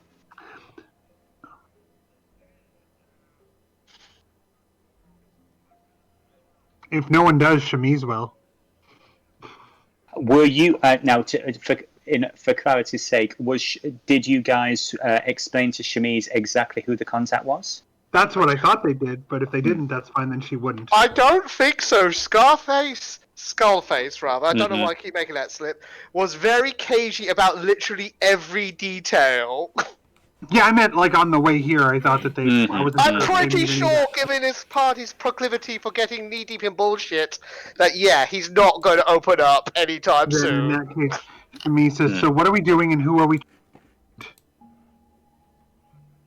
Or what are we trying to find?" She says, not who. So what are we doing, and what are we trying to find? That's up to Master Skullface. Effectively, I'm just hired muscle at this point. Oh, you're much more than that, Sir Icarus. Well, I think Steph is still AFK for a moment. I'm back now. Oh, there we go. Okay. So, for the sake of argument, you guys are currently you're at the cafe that is owned by the Dredgers. One of the bartenders is a dude by the name of Fandral. He's the contact that Matthias told you to contact, and he's going to put you in touch with the people you need in order to, make your connections. Right, well, one of us is going to need to act as our representative. Now, I can't really give any. I need to be careful about what I'm doing here because he know me around here, but. Do you want it to be me? I do Yes. have a way around people. I feel it'd be a good idea, Miss Chemise. Just mentioned that you happen to have a small crew who are willing to join in the mining, one of whom is an explosives expert. And who are we looking for? I'll best keep that to my chest until we actually get in there, okay? So you're just going to point someone out, and then I'm going to with that. Oh, you mean our contact in here? Yes. Right. He kind of looks to. He points out at the individual. Yeah. Yeah, you do see one of the bartenders sort of towards the back, a more quiet area of the bar. I would say as well, given your passive perception and everything, pretty much from the moment you guys came in, he especially clocked Jurnis and Ang, since they kind of stick out a little. He moved further towards the back of the bar, where it's quiet, and he's sort of got one eye on you, pretending to clean the bar. And she says, and Chemise says, so just introduce myself, tell them that I'm supposed to inquire about a crew joining a mining operation. Yeah, just tell them that you've heard about this operation, that they're looking for people who can work down there. You have a little crew, and one of them's an explosive expert. An expert in combustion? Pretty much, yeah. And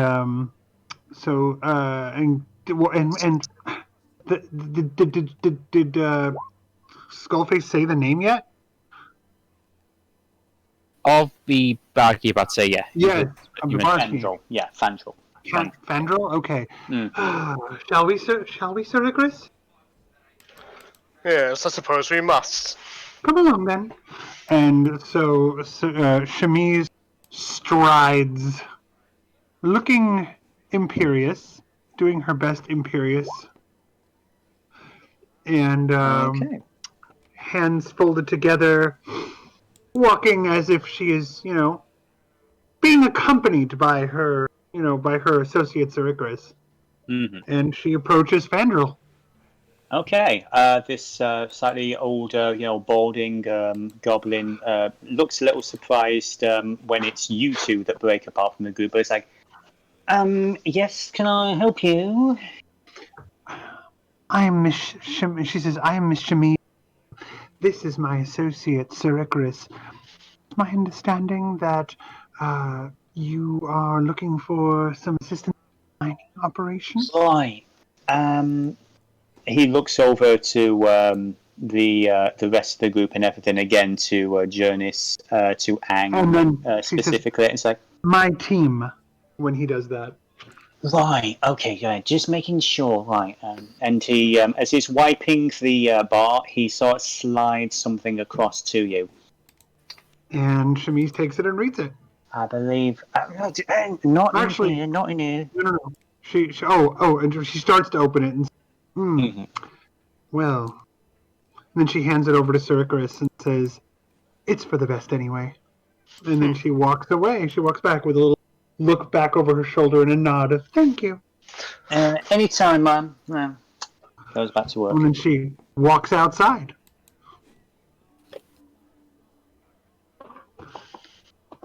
Okay. And then she opens it out there to look at it. Yeah. Okay. So, there are a couple of things. There's a few notes, including some times that look like like shipping times. There's two maps. Let me just bring this one up here. Looks like a note for the region, the large pool of water that is named Dankmire, just off from Grimscar. There's also a series of, let's show this to everybody.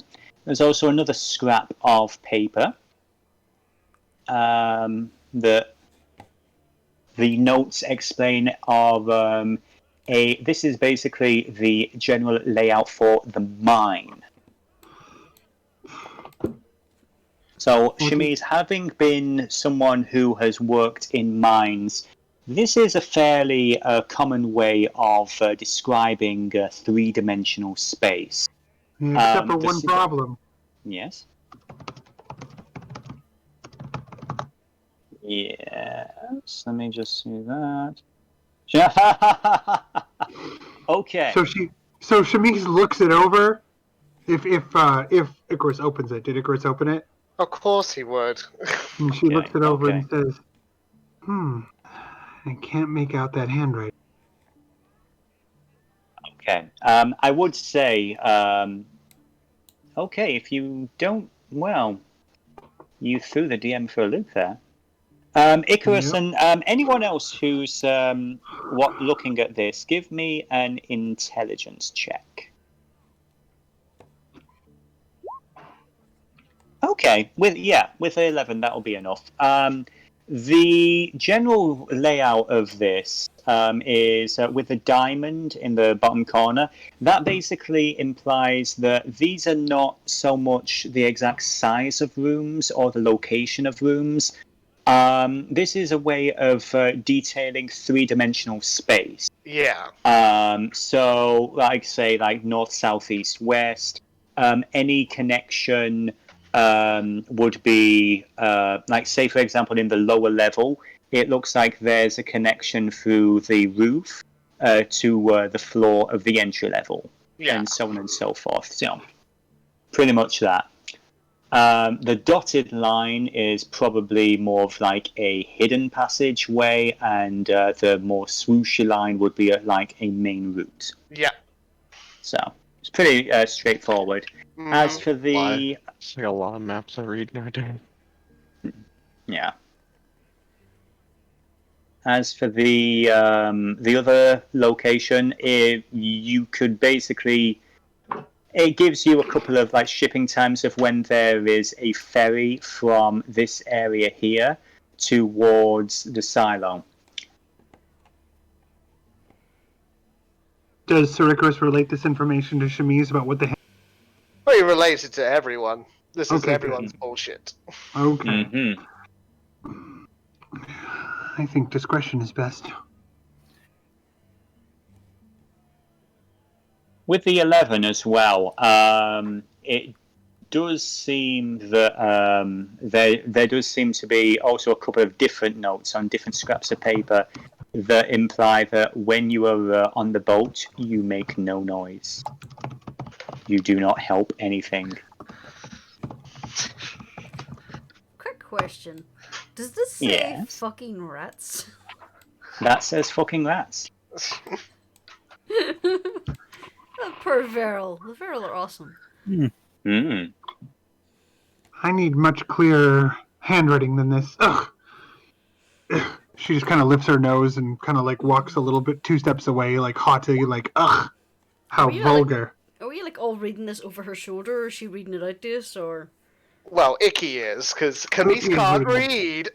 What are you talking about? I'm She just pretty has a sure little- she can't read. That's why I rolled Yeah, an but- insight. Oh, the inside. Okay, yeah. What do I need to roll? Anything, or yeah? I would say deception, Miss Chemise. Okay. Because she did express just now. Yeah. Ugh. No noise Vulgar. on the boat. Yeah, you don't want anything about like getting excited. What is in the lake? I don't know because I never wanted to actually find out. I would say as a resident, you do know that there's quite a little bit of traffic on the lake. It's one of the main ways of importing things from, the river and, to the further end of the city. It is dangerous as fuck. While the wilds are... Let's put it this way. The wilds, it's a death sentence, literally, to throw somebody in there. To cross Dankmire is more an occupational hazard, but there are definitely entities that live there that are dangerous and not to be fucked with. Yeah, Skullface basically gets her across. Then should we be on our way? Yes, indeed. I must say, after traveling for months through several continents and fighting undead, feral undead, before you say anything, at every turn, a day or so in this city is just, well, this seems rather more perilous than the wilds of the country.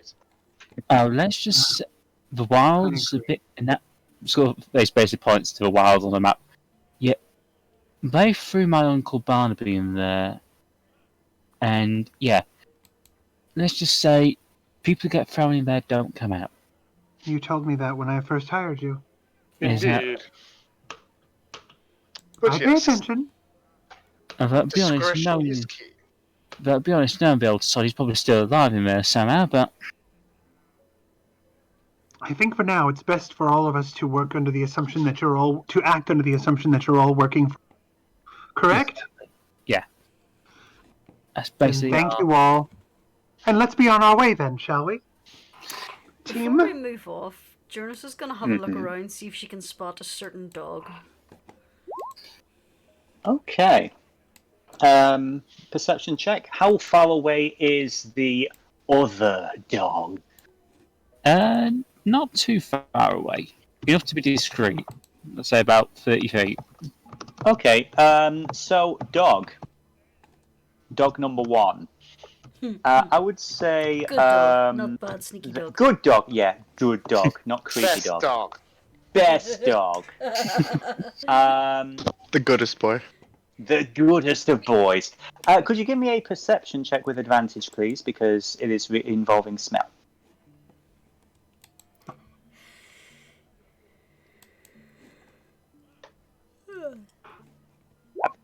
There we go. A 19. Yeah. You turn around and that other dog is right there.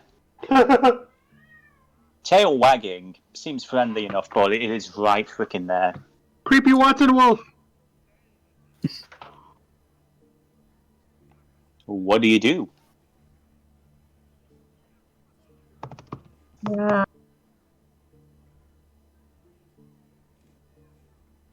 It's like right behind me? Or About 30 feet, it's yeah. about 30 feet away. oh, okay. Turn around and I bark at it. I would say with this, everybody notices the new dog. Hey, isn't that the mutt that was outside the temple and was like following us yesterday? Yes, it is. I knew there was something strange.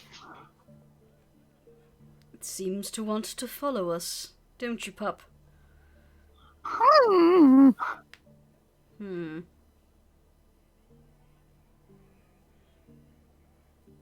Well, I want to objection incite to a the new bard to see if she knows more than she's letting on. Well, she's like a Roll it. really flat expression with like a really tight lips, as if she's trying not to frown too hard. Yeah. Roll it. At I this would point, say with advantage because of the situation.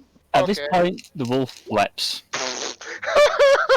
A 10 with 10. advantage. Mm-hmm. Yeah, I'd say. You don't know for sure, but It's just more of these weird fuckers and their bullshit. very much, yeah. Yep. Well, come now. Leave the dog alone. We've already got one, and Tiberius is far superior. I'm not going to argue there.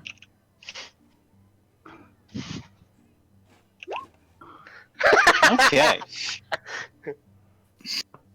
So, Tiberius You guys- is the best of boys. I love how you've just adopted the name Tiberius. Well, is that not the dog's name? I heard the gnome say it.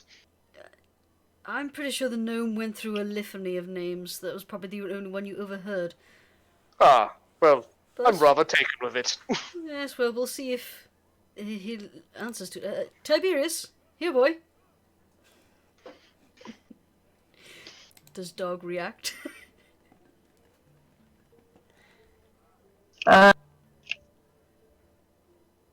Dog, will kind of look at you over his shoulder, and then he'll turn back to the wolf and just bark some more.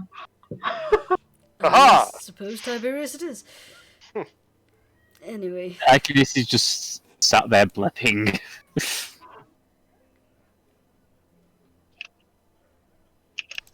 okay. So 5 hours pass. No. It feels like the that sake- sometimes. I would say, for the sake of argument, you guys eventually move on with the plot and head down the end of the pier. As you guys leave the edge of the town here, you do notice that even by Grimscar standards, things are a little more, shady and ramshackle. A lot more of the goblins seem well armed and watch you with a wary eye. The docks are patrolled, and you do require papers to go through. However, in the little package that you've been handed, you already have your travel papers. You flash them. They let you through. As you're going down, this set of docks, I would say you notice to the right the sound of a large waterfall. Part of the gap between Dankmar and Grimscar is basically it's kind of like it's raised up a little bit, and you just see this waterfall that is, going down into the depths. And every now and then, I would say you're probably too far away to actually see much, but Wex, you do know that this is basically the city dump. Most people throw their garbage over the side into the Dankfall. And on occasion, that garbage includes people who can't pay their bills. Yes. You find a ferryman who is willing to take you. He is going to demand 3 gold pieces from each of you. Chemise steps forward and pays for everyone. You Right. sure about that, my dear? Quite sure, you are my team, after all.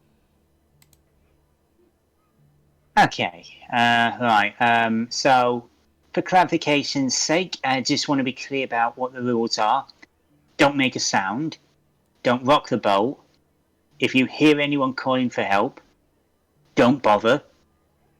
Don't make a sound.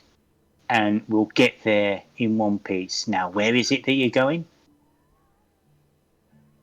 I don't. Did they say the name of the place to Chemise? Yeah. But I actually, to be fair, I would say for the sake of brevity, you've actually defined that you're going to the mine. So, all right, okay, going to the crazy bitch. Awesome. Right, sure. Okay, Canis is going to try and sneak on with them. And one other thing while that's happening, how much do I have to withdraw from my thing? Okay, so that is 3 gold each. We've got Jurnis, we've got Sephi, we've got Ang, we've got Chemise, we've got 3, 4, 6, 7, 8, 9, 10, 11, 12. That will be 18 gold, and he's going to let Dog go on for actually no, 21 gold because he's a goblin. She hands over 21 and gives 2 more, or 3 more actually, just for like a tip. Thank you very much, Mo. I appreciate the business. Again, please don't make any noise or we are all going to die. Thank you. So I would say, Arcanis, as you basically, I just want to describe this briefly. This ramp, as part of the dock, it kind of raises up a little bit before flattening out for where the bolt is. So you can't actually see so much what you're trying to sneak onto. And then as you rise over this thing, you realize this is a tiny ass barge. There is no way in hell you're going to sneak on. After a moment, it's like he looks over his shoulder. Is this one yours as well? Yes, quite. That will be another 3 gold, Mom.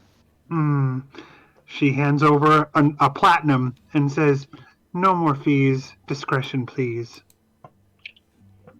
Discretion is my middle name. Amethyst. Okay. Now I need a token for Arcanis. And before you ask, yes, she does have a reason about the... I'm so sorry, you broke up a little bit there. I said she does have a reason for saying yes about the wolf. She has no idea who that is. She's just, oh, yes, yes. Okay. Okay, so I would like... Let's see, how are we going to do this? I love Chemise so much. So, you start to pull out from the dock. The water in Dankmire, it lives up to its name. It is pretty unpleasant. There's a certain... have you ever been to like a coastal town where it's like it's a pebble beach, so there's that strong seaweed smell? Oh yes. Mm-hmm. Yeah, and it's not a good smell.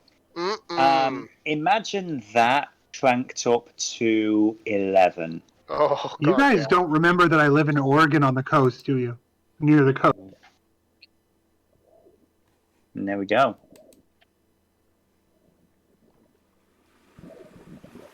So, as you guys, it's basically you all crammed in, and I would say this is a fairly small ferry that you are all crammed into, with the one guy at the front who is trying to direct things. He looks to each of you, and who is going to be rowing? Yeah, I'm a big tough boy. I'm a Okay. big tough boy. I'll row. Okay, so we've got Icarus on one oar. Who do we have on the other? Ang will take it. Okay, so we've got Icarus and Ang. You're going to be in the middle. Who is going to be at the front? I would say Arcanis is at the front with the goblin. So who's in front of Icarus and Ang? It's pretty much the middle of the boat, and that'll be me.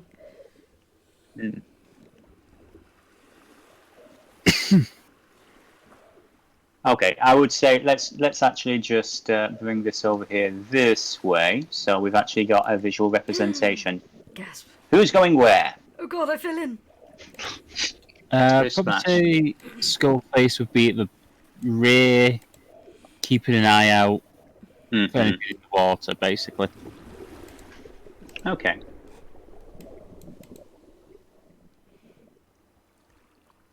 So Chemise would be at the back as well, yeah? Where has she gone? Oh, there she is. Okay. I'm trying to put her in the middle. She's like trying to get as much to the middle as she can. She wants to be away. Okay, yeah, I would actually say, let me just... Good luck, this boat is tiny. Yeah, exactly. She's scared, though. She looks nervous about being in the small boat. Okay, it's not like the ferry before. So, Jurnis, you're going to be at the back with Skullface. Sure, why not? Okay, so, yeah, Graz kind of ends up kind of stuck with Chemise. And we've got Tahu and Dog together. Okay.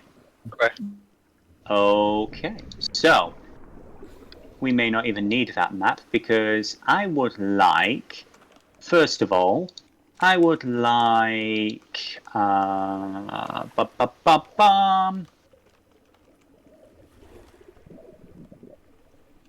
Icarus.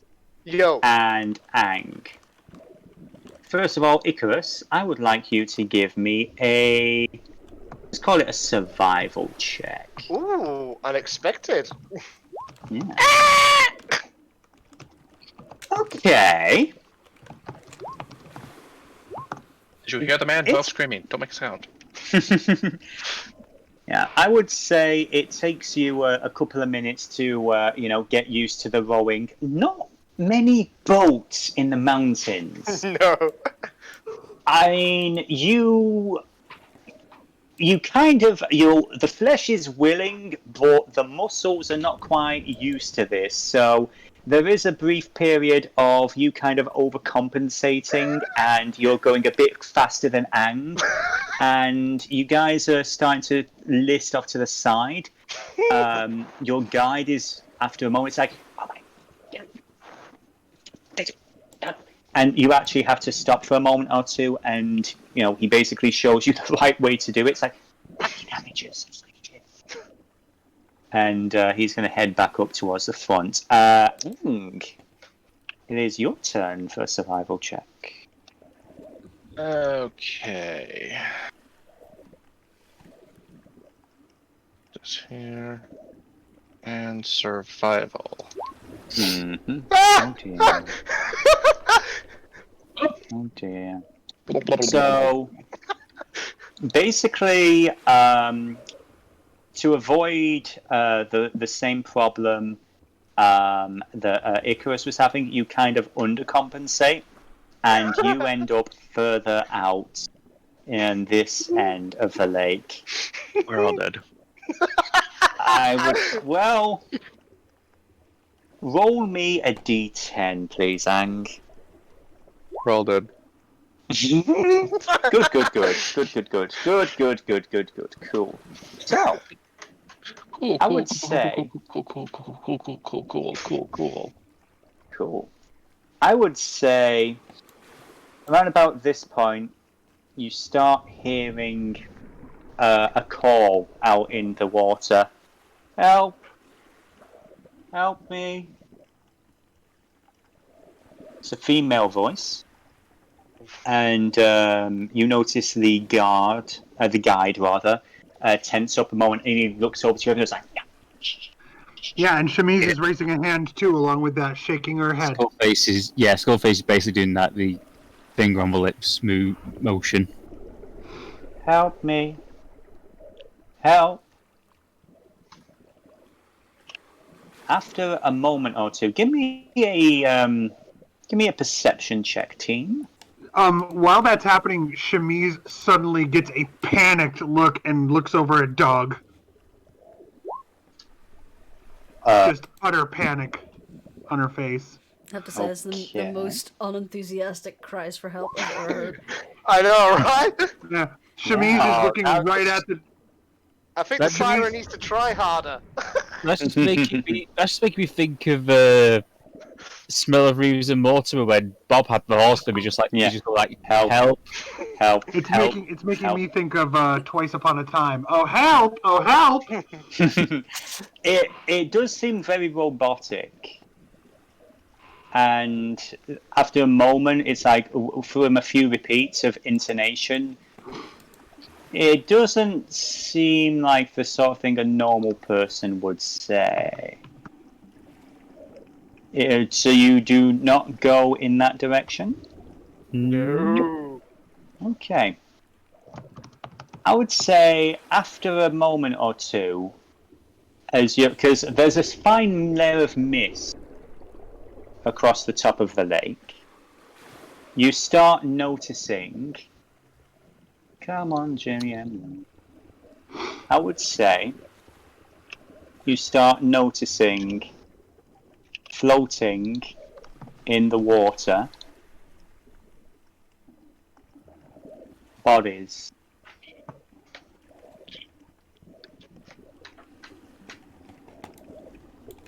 Long black hair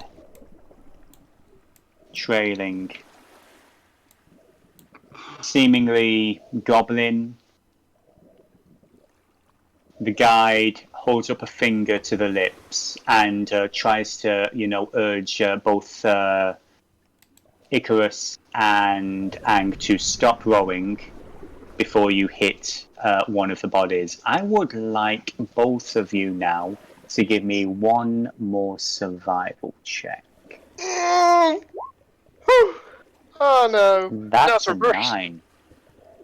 Okay, unfortunately, as you guys are trying to wind your way through this kind of minefield of bodies, this one just starts drifting towards you. And it's not, how do I describe this best? This body is floating face down in the water, and then you just see the head robotically look up. It's like the back and the spine sort of like they're doing a yoga position while floating. Oh yeah. And these empty eyes just stare at you. Help me. Help. I would like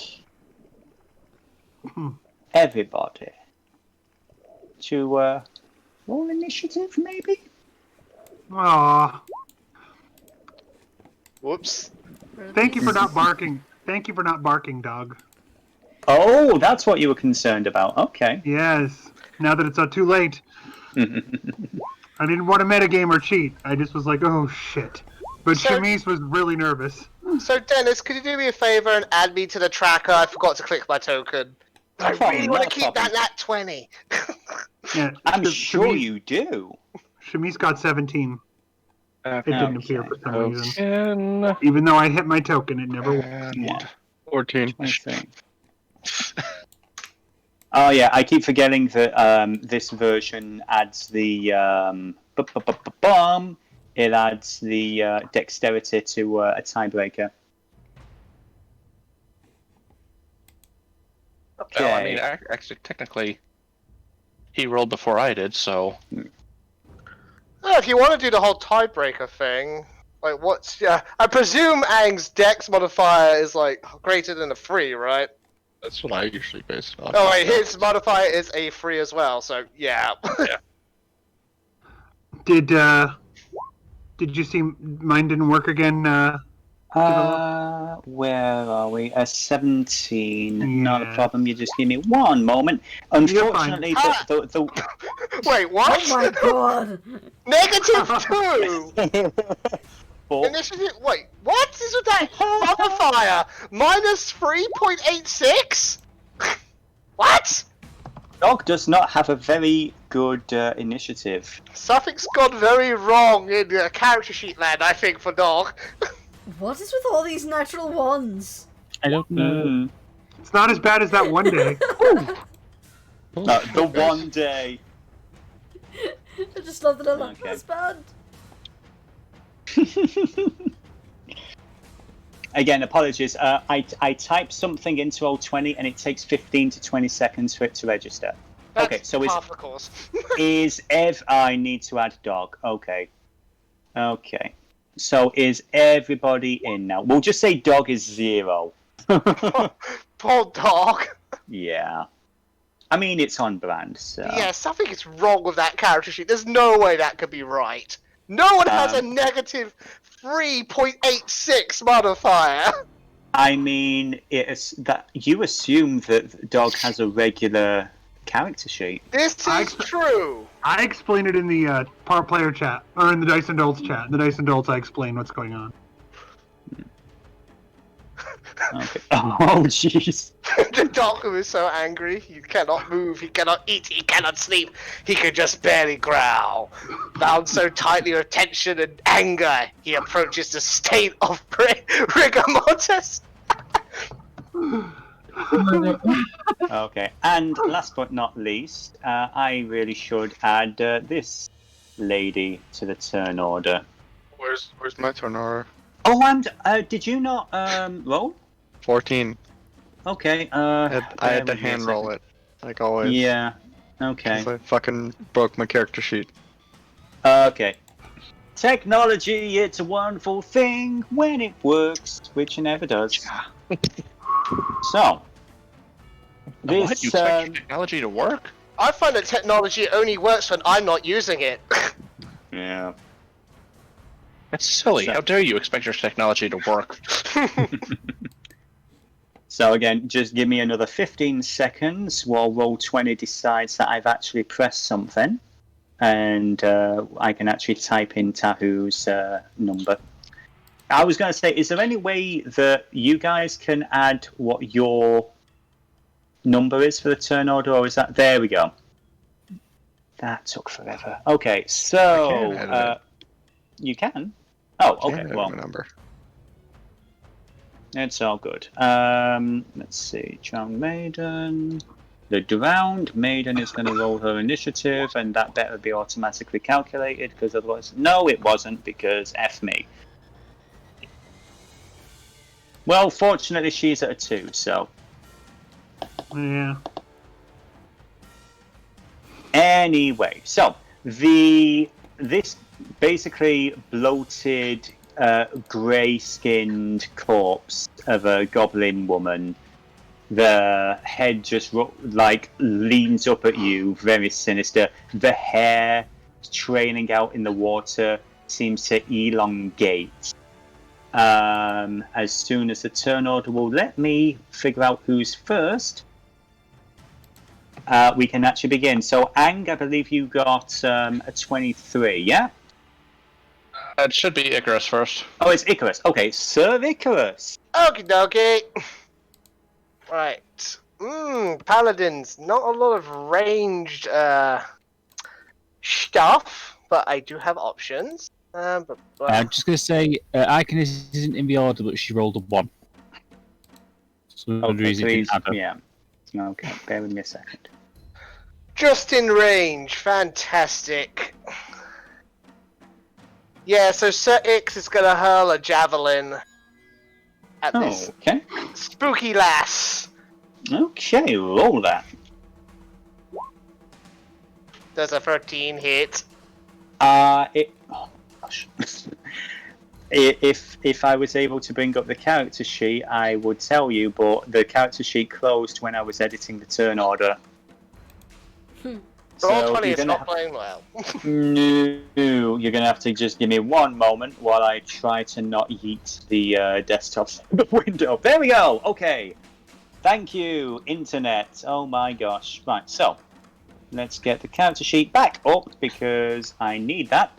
So, what was the attack number? That was 13. That, unfortunately, is not going to hit. It just basically it goes through the hair. Well, fuck. Give me a sec. Bonus actions. What have I got? Blah, blah, blah. Okay. Fine, and I'll use a bonus action to Hunter's Mark her then. Damn Okay, it. she is Hunter's Mark. Yeah. And I'll say boop. Thank you. Next up, Ang, the Kung Fu Killer. Your melee range is probably not going to be very useful here. What are you going to do? Well, let's see. It's this thing we're fighting against, right?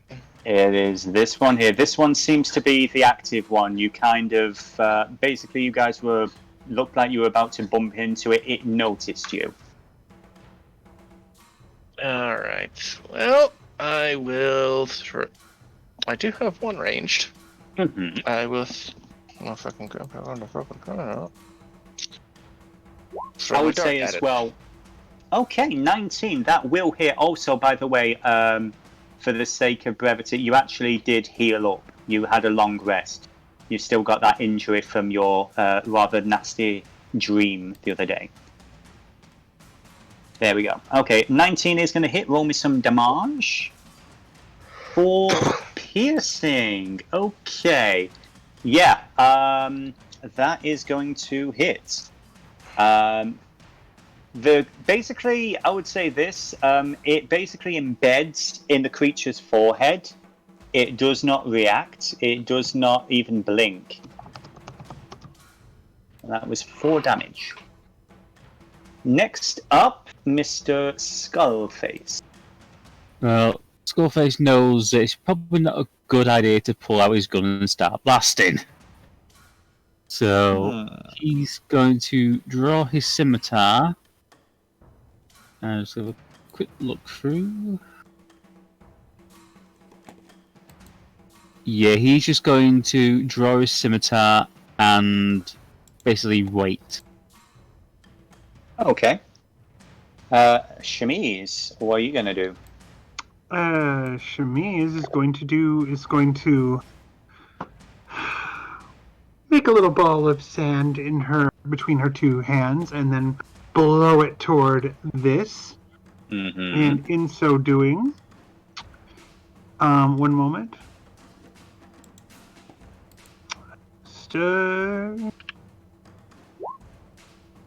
Okay. And I'm going to send you what she's making. Okay. Phantasmal Force. Okay.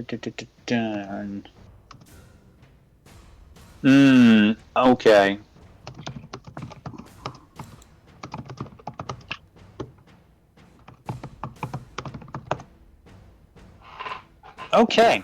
Oh, D. You cast your spell, and you have the image of the thing in your mind that you want the creature to see. You blow the sand, and the sand, you cast a spell, you spend a slot, but you see the sand just filter out onto the water. The creature does not react at all. Chemise looks around, like, terrified. Unfortunately, and you hear your friend's voice in the back of your mind. Unfortunately, illusion will not be any good on this thing. There's nothing to deceive. Destroying it is your best action, my dear. How am I going to do that? She thinks to herself. Mm. And that's her turn.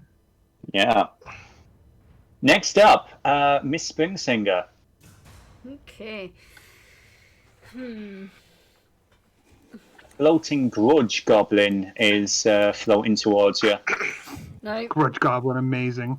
Mm. the thing is... Okay, that's creepy. This one obviously sees us. The others are still, for lack of a better word, Inactive. asleep. Yes. Yes. So we don't want to make any noise. Yes.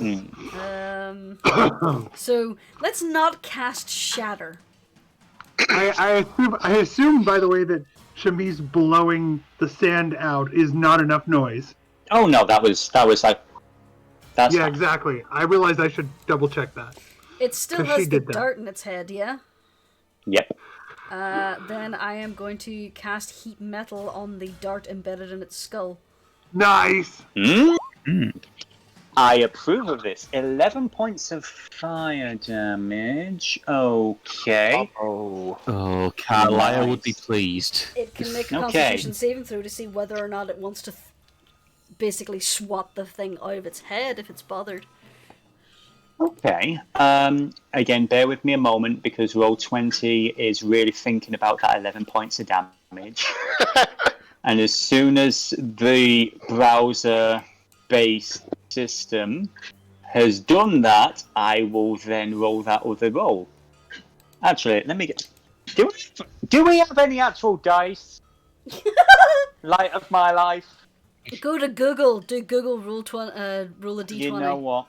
There we go. It's fine, it's fine. So, was it a Constitution save it needs? Yeah. That's a nat 20.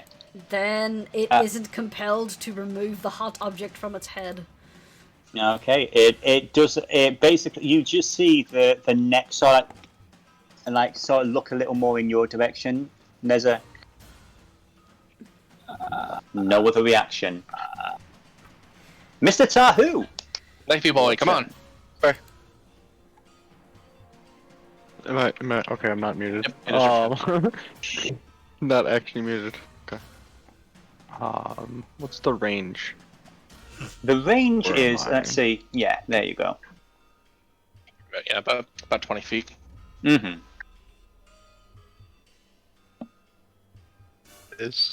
Can I actually have the range on it? I don't know. It does have the range. Okay, 20 feet is actually within range. Okay. Yeah. Well, that's first dagger. Their second dagger throw. Okay, so... Is that the damage, or did I Wait. actually mean... I don't know if I did that right. Did I do that right? I thought I updated this. Yeah, I was gonna say, I mean, it looks like you've rolled a nat 20, so I'd assume you've got more than a 5. So there might be an issue with your character sheet there. I would say... Yeah, it yeah, looked that's like I a rolled weird one. Okay. Okay, so let's just... Yeah. I hate this. Let's just say I know technology can be It's a changed. plus 4 to my attack, it's a plus 3 to damage. And it's a 4 okay. for damage, so I can reroll the damage if needed. Yeah, I would say the first one hit. And the second one was a 15, I'd 15 say... plus 4 to... 15 Yeah, plus 4. both of those are hits. Okay, So that's first one two... also got double damage because it's a crit. Okay, so that would be 4, 5, 6... So 14 for the first one, plus 14 plus 7 is what now? 21. 21, okay. Thunk, thunk. That did some damage to it. That's all I got. I just throw daggers. Yeah. Unfortunately, you will not be getting those daggers back. Although, having said that, they are both embedded in the flesh of this creature, and it is coming towards you, so yay. Maybe in a way. Next up, Graz. What does Graz want to do aside from leap over the side in terror? Silently swear to herself and shoot it with a longbow. Okay, roll it. 13 will not miss. Will At not some point miss. after the session, somebody's gonna have to help me fix my character sheet. Yeah, I'll try and give you a hand with that, my friend. Just at least the attack, because Yeah, well, it's kind of hard to figure that out. yeah. No problem. So, that was Graz's turn. Is there any bonus actions or anything she wants to try and do? I should have cast Hunter's Mark. You should have.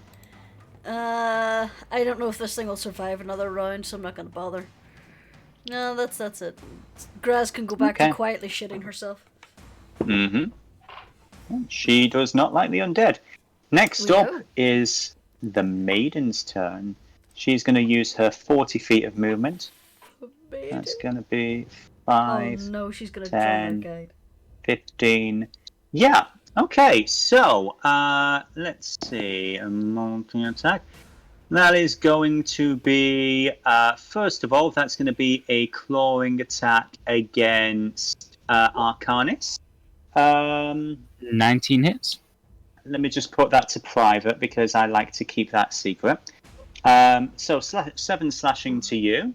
The second attack is going to be against, I would say, Tahu. Why did you do that? There we go. Tahu, does 18 hit you? Yes. You take 9 slashing damage. And then she is going to use her hair. The black hair sort of stiffens, erupts out of the water. Arcanis, Tahu, and Dog. I would like each of you to give me a... Let's see. So, first of all, Arcanis does 24 hits. 24 hits. Okay, you take 16 slashing damage from her hair, and I would like you to give me a... Now, to escape a grapple, is that a strength check? I believe it is. Okay, I would like a strength saving throw, please. Oh, stroke save. 1 sec. Yes. You are grappled. Dog. Does a 13 hit you?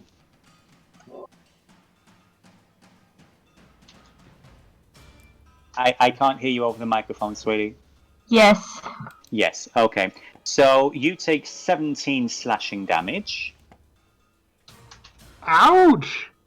and I would like you to give me a strength saving throw, please. No.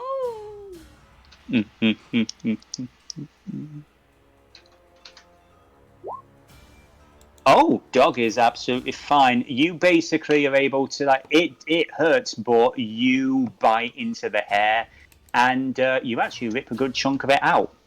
You are fine. Tahu, on the other hand, does a 14 hit you?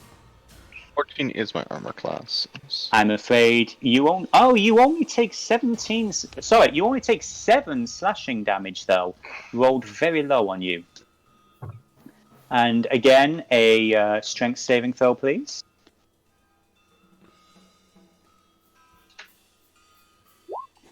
A 4. Unfortunately, both Arcanis and Tahu are now grappled by the maiden.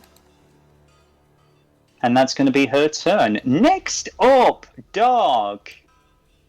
Actually, I apologize. Arcanis is next. You are currently tangled in the hair of this undead atrocity. The stench is... Well, it's very briny. What are you going to do? How do I... Oh, sorry, question. Gonna say I can still bite, can't I? You can indeed. Okay, that's what I can do. Okay, a 16. Oh, it's you do to type to meet. You do a slash, a W, And there you go. Well, yeah, a 16, that will actually hit the creature.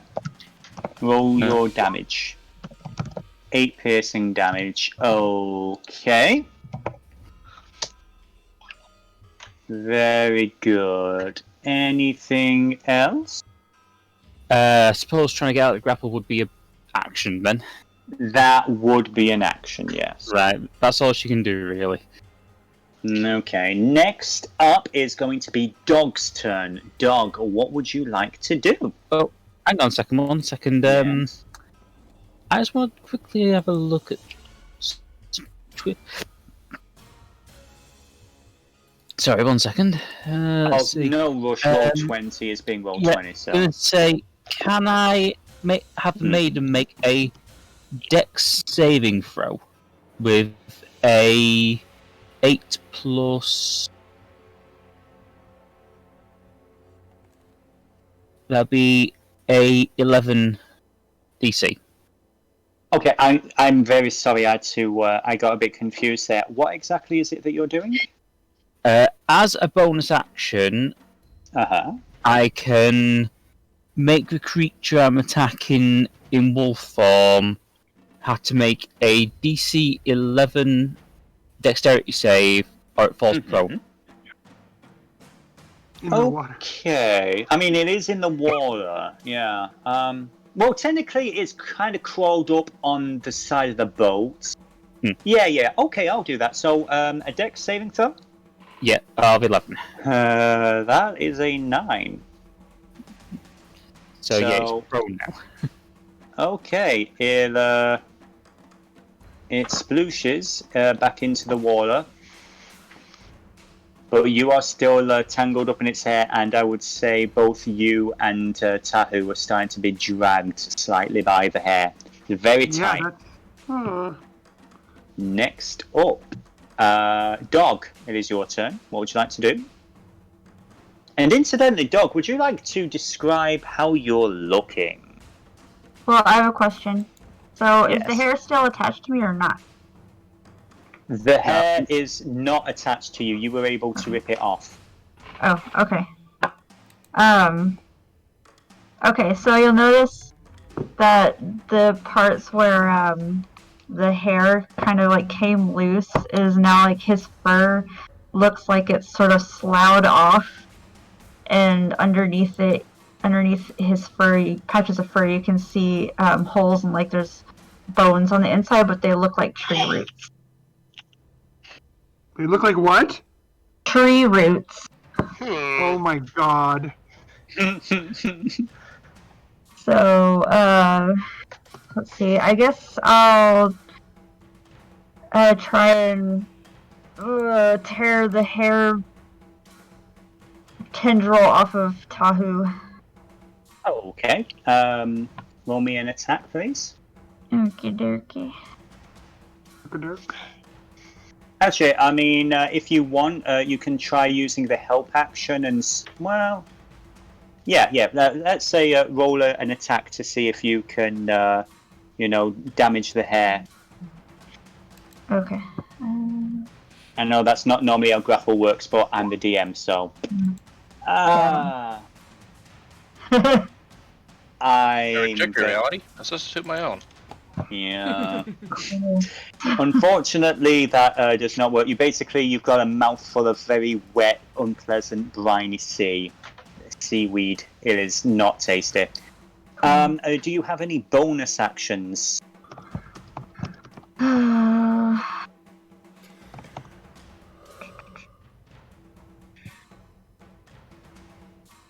Bonus action. I'm a dumbass. How do I tell? Bear with me a moment. The DM is actually going to bring up your character sheet because I don't think so, but I don't know how to tell. Just give me a second. Come on, roll 20. Please don't be a dick. Okay, so with your current abilities and everything, everything else is an action at the moment. That's what I thought, but I wasn't sure. So. I apologize about that. But Okay, so next up, also by the way, the attack, if you just click on that little macro where it says things like bite and everything, that you just click that button and that automatically rolls the dice next time. So, next up is going to be Sir Icarus. Yeah. So I have a couple questions. Namely, this is a tiny boat and we're all packed in here. Is movement even possible, or are we basically just stuck where we are? I would say this counts as very difficult terrain, especially since you don't want to capsize the boat. So movement isn't really possible. Okay, so I can... And while I would say you can move into a friendly square, you would have to actually swap places with that person. Mm-hmm. And it's half movement. Well, I'm going to abstain from that regardless, since this water is full of nasty, evil, death things, and we do not want to join them. Mm. I do not want to preferably and literally rock the boat. Good choice, Icky. So, what's the feasibility of hocking another javelin? I mean, what's the worst that could happen? You said it. Okay, let's take that chance. No. A 10, unfortunately. I would say you kind of misjudge. You fortunately don't hit any of your allies, but you do impact with the very tip of the boat here. Okay. Oh Anything god, I hope else? that pump doesn't wake anybody up. Me too. There's nothing else I can do. Cool. Do you expect us to believe that, Dennis? Yeah, no. Yeah, that's all I could do then, at least for this turn. Okay. Next up, the Kung Fu Killer. Help it out, Aaron. I am going to say that you could, swap places with Graz and then Dog, because neither of them are grappled, if you wanted to move to this location for melee, but that is your call. Yes, that is what I will do. Okay. So who is grappled? Tahu and Okay. Arcanus. The purple. Yeah. Yep. Okay. And E. Okay, so I'll just move over here temporarily so you can get Dog. Yeah. And Dog is going to step over there for a moment. Okay. I would say, just for the sake of it, no opportunity attacks because, yeah. Well, I mean, both her hands are already occupied, so...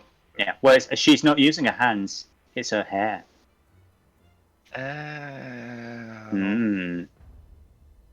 So you're face to face with this rotting, damp goblin corpse. What would you like to do? Going to... Well, missed that one. I'm unfortunate, then- yes. Use my martial arts ability to get another unarmed strike. That is definitely going to hit. Roll me some damage. 7 bludgeoning. Bludgeoning. Okay, yeah. And then spend a key point for Flurry of Blows, which I only have as key, so... And 2 more unarmed strikes. Boom. And boom. Okay. You'll have to bear with me because my roll 20 is it's completely frozen up for me. So what were those two to hit? 15 and 6. Okay, one hit. The first one hit. The second did not. Roll me damage for the 15. That's damage for the 15. It's 6. That's 6 damage. Okay. Pop, pop, pop. Yeah. You are doing some damage. And to be fair, the 6 was a nat 1, so let me roll a d100 here. Oh, we don't roll that on. It's all good. I'm not going to be that sadistic considering the situation you guys are in. Actually, yes, I am. Roll me a d100, please. Oh no. I punch Tahu in the face. I just need Let's that put it this way.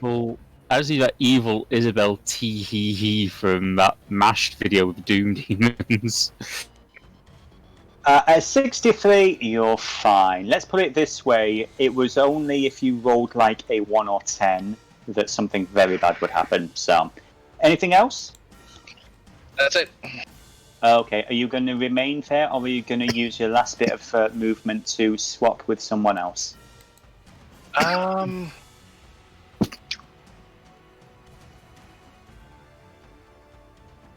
You could always go in the water if you wanted. No, thank you. Not sure if this is metagaming, but try and swap with Skullface since he's next. Yeah, no, you can only swap with the person next to you. Okay. Okay. So then, well, actually, you know what? I'll swap with Chemise. Does Chemise want to be in melee with this entity? She actually does. She's got a plan. Okay. Okay, then I will just move you both around. Okay, cool. Put Next the 5'2", is 108-pound girl in front of you. That's a. There you go. There you go. our hero, That's so. what heroes do. Mr. Wex Greenstride. There's not really much he can. Actually, yeah, there's nothing he can do because he can't get past Tahu, so he's just going to stay where he is. 4 or 5 times. I would say, what's your maximum movement speed? His maximum movement speed is 30 feet. 5, 10. Okay. Well, I will be kind and say you can move up enough to get one melee hit in and then land where Dog is. Yeah, Skullface will make his way forward and then take a swing with his scimitar. Okay. And this is going to be disadvantage because you're trying to avoid hitting Tahu. Okay. Scimitar. Roll damage, please.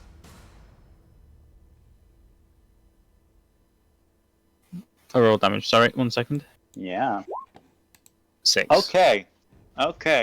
So, Tahu, could you take 6 slashing damage, please? Oh, what the fuck? You rolled a nat 1, I'm afraid. What is this, the Tuesday game already again? Skullface is going to burn his action surge, and he's going to take another swing. Just want to let you all know. I'm near dead. Already? Uh-huh. Wow. I'm 22 out of 30. Okay. That's a concern.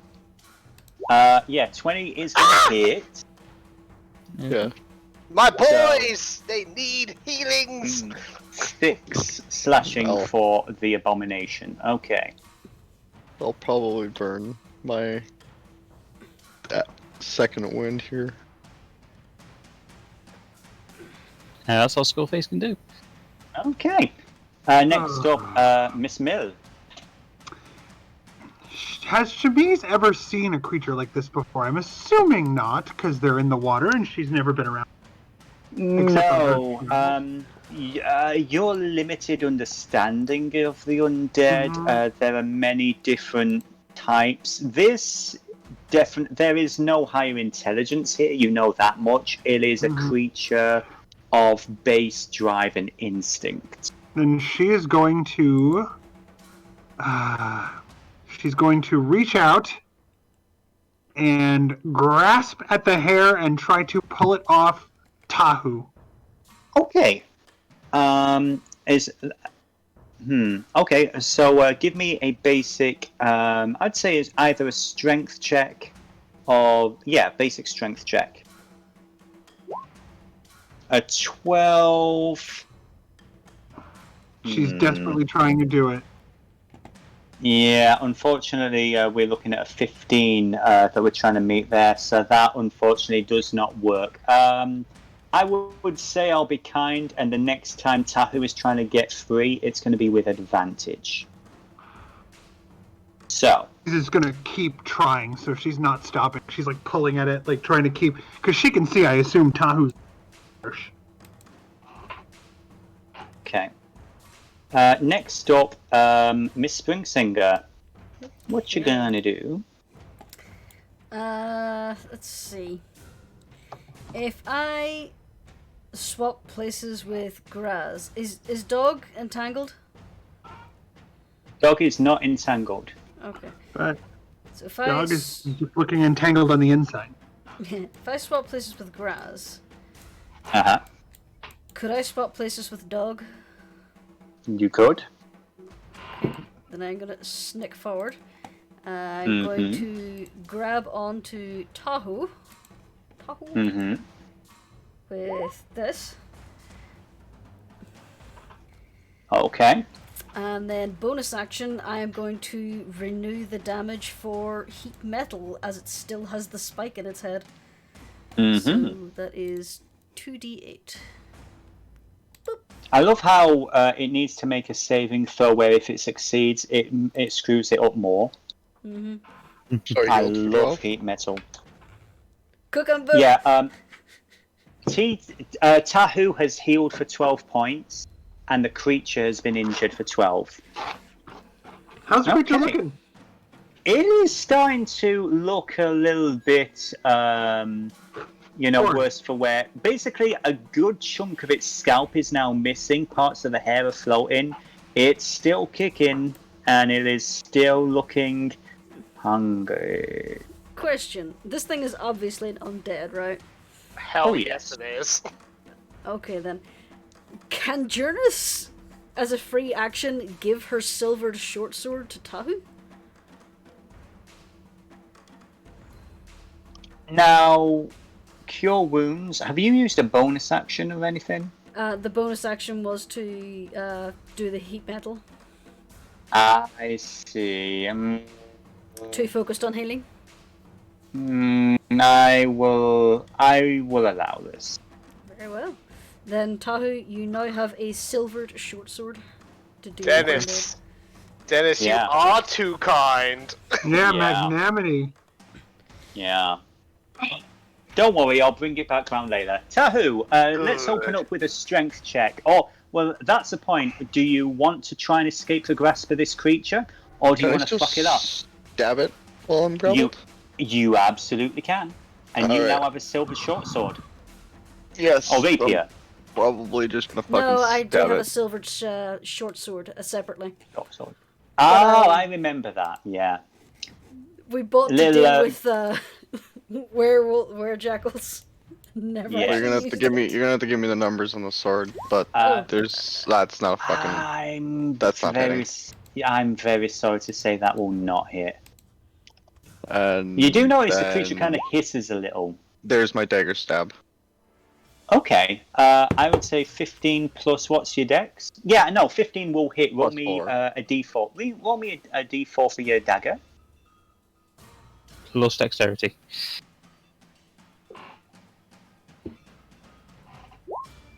Okay, so that's a 6 damage. Okay.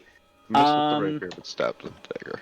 Yeah. Oh, it looks hurt. It looks pretty hurt. Nothing at its Next, finest.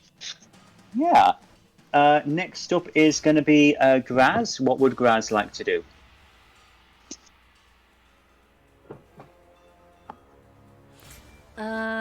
Okay. Graz is gonna. I've lost her sheet. There it is. Fuck it. She's gonna burn Hunter's Mark. Boop. Mm-hmm. Did that cast? It might have. I don't know. Roll every It's single okay. time I try to do damage on this thing, the entire thing freezes. Okay. Well, it now has Hunter's Mark on it, and then Okay. the longbow. Shoot her! Okay. Aw. Shoot her.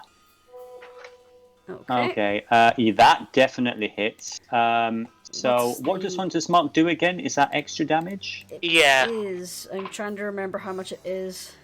I think it's a D6. I believe it is. Yes. An extra 1d6. Yep, d6. So let me roll that. 1d6. Oh, that's why I didn't cast. There we are. So extra 2 damage. 12 damage. So it's going to be 12 damage altogether. The creature is looking a lot more damaged. However, it is still active. Next up is its turn. I think next time I'm going to have to actually jog this down by hand because roll 20 is absolutely crapping out big time. I would say that it is going to try and pull back into the water. I'd like Arcanis and Tahu, since you are both still grappled, I'd like you both to give me strength saving throws to avoid being pulled into the water. And this is going to be with a disadvantage. Should I have advantage on this one because you said I had advantage on it? Oh, yeah, no. So a straight roll for you. A straight roll for Tahu. So, yeah, the first one was... Roll. Yeah, the first one was a 7. And Arcanis, you're actually fine. It's not pulling you in. I'd say the hair kind of basically extends a little bit. Tahu, sploosh. You are currently in the water with this creature. Also, I'd say this goblin dude's been cowering the whole time. Yep. Next, let's see. I think it's... Yeah, no, it's just going to try and drag you down with its hair. Next up is going to be Arcanis. Arcanis is going to quickly grab onto Tahu's clothing with her teeth and try and pull him back in. Okay. A 24. Oh, no, that was the save. Okay. So, are you... Yeah, give me a strength check. So you're not going to... Okay, that... You're actually able to pick him up and drag him back into the boat. However, you are still both grappled by the hair. Right. So you're still tangled up. Yeah, Arcanis is just going to basically try and brace herself and keep her... She's basically still gripping Tahu to try and keep them both in the boat. This is disgusting. It stinks too. Not that smell is your thing. So Icarus, I kind of skipped ahead there, but so Icarus is your turn. Right. Okay. I'm fed up with this biatch. Good. Yeah. Yeah. So I could swap positions with someone. Yes. Yes. Yeah. Yes. I'm gonna swap places with Aang. If you please. Get out of the way here. Right. Excellent. Woo, thank you. Right. Bonus action. Channel Divinity, Vow of Enmity. So as a bonus action, you utter a vow of enmity against an enemy within 10 feet. You gain advantage on attack rolls against a creature for 1 minute, or until it drops to 0 or falls unconscious. Okay. And Icky is going to, again, huck his spear, javelin, rather, with advantage now. Because that's a fantastic thing. Mm-hmm. Now, a 19, that's better. Okay, yeah. Basically, you call forth a prayer and you throw the spear, and it embeds basically through the throat of this creature and out the other side. It's like still going, but it is looking pretty badly hurt. Oh, but also, Dennis, just for the fun of it. Yeah. But Dennis, I wasn't done. Okay, you're not done. Go ahead. Yeah, that was a smite. Yes. When you hit a creature with a melee weapon attack, you can expend 1 spell slot to deal radiant damage to the melee target. weapon. Heck yeah! It is still a melee weapon. Now It's up to your ruling, though. I mean, it's a javelin, but I mean, javelin. Classed as a melee weapon. Rule of You awesome. bonk it on the head. Bonk on the head. I would say, unfortunately, that is not a melee attack that you use. That's fine. I save a spell slot for later. Yeah. I did figure it would be sort of up to the DM's interpretation sort of thing, so I'm cool with I that. apologise. However, there is one thing I'd like you to do. Give me a stealth check, because how loud did you channel your vow of enmity? Well, I was trying to be quiet, but you know, you can get sort of excited in these situations. Exactly. Yeah. Like a whisper. Ang! Like a It is gentle looking fart. pretty badly hurt. What do you want to do? Okay.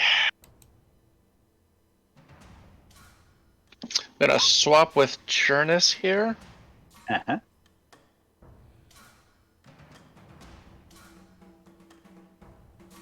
Jurnis, if you will. Sure. Oh, dog's there. Okay. Right, Um. Oh god, What dogs the in the fuck,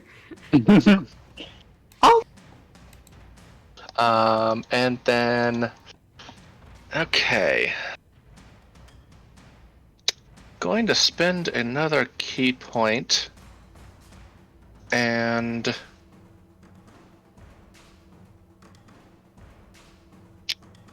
Use my Disciple of the Elements. Ooh. Careful. To attack it. So basically, my unarmed strike now has a reach of 10 feet with a bit of fire damage attached. Nice. Okay, okay. Oh.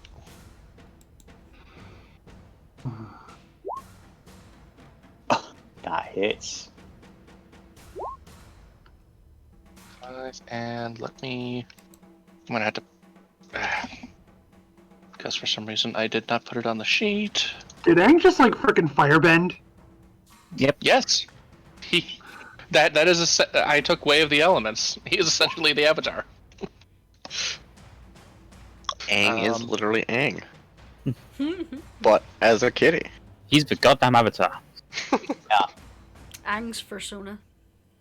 Come on, Internet, thank you. Okay. Features. Why am I being Let played me by a see. tall red-headed barbarian?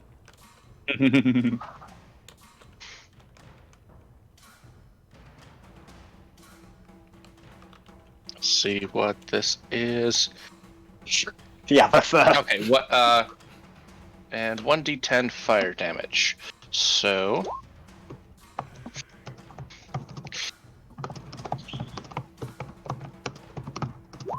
Takes 13 damage. And tell me total. exactly how you want to do this. Woo! Hadouken! No, you do not Hadouken! A silent Hadouken. Okay, so yeah, just give me a basic, a visual of how you, how this ability works, how you destroy this creature.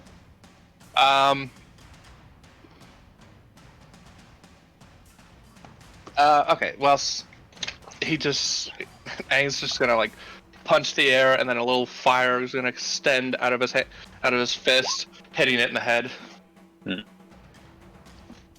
Okay.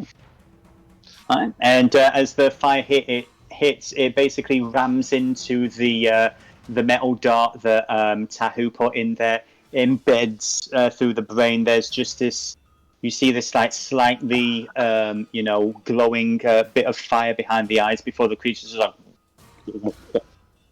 and drops into the water. And begins to sink. So, as you guys are heading your way through the rest of this minefield, fairly badly injured, but still alive, I would say that is a good place to leave things for now. Wow. Real quick, just so in case I forget next week, who's hurt worse?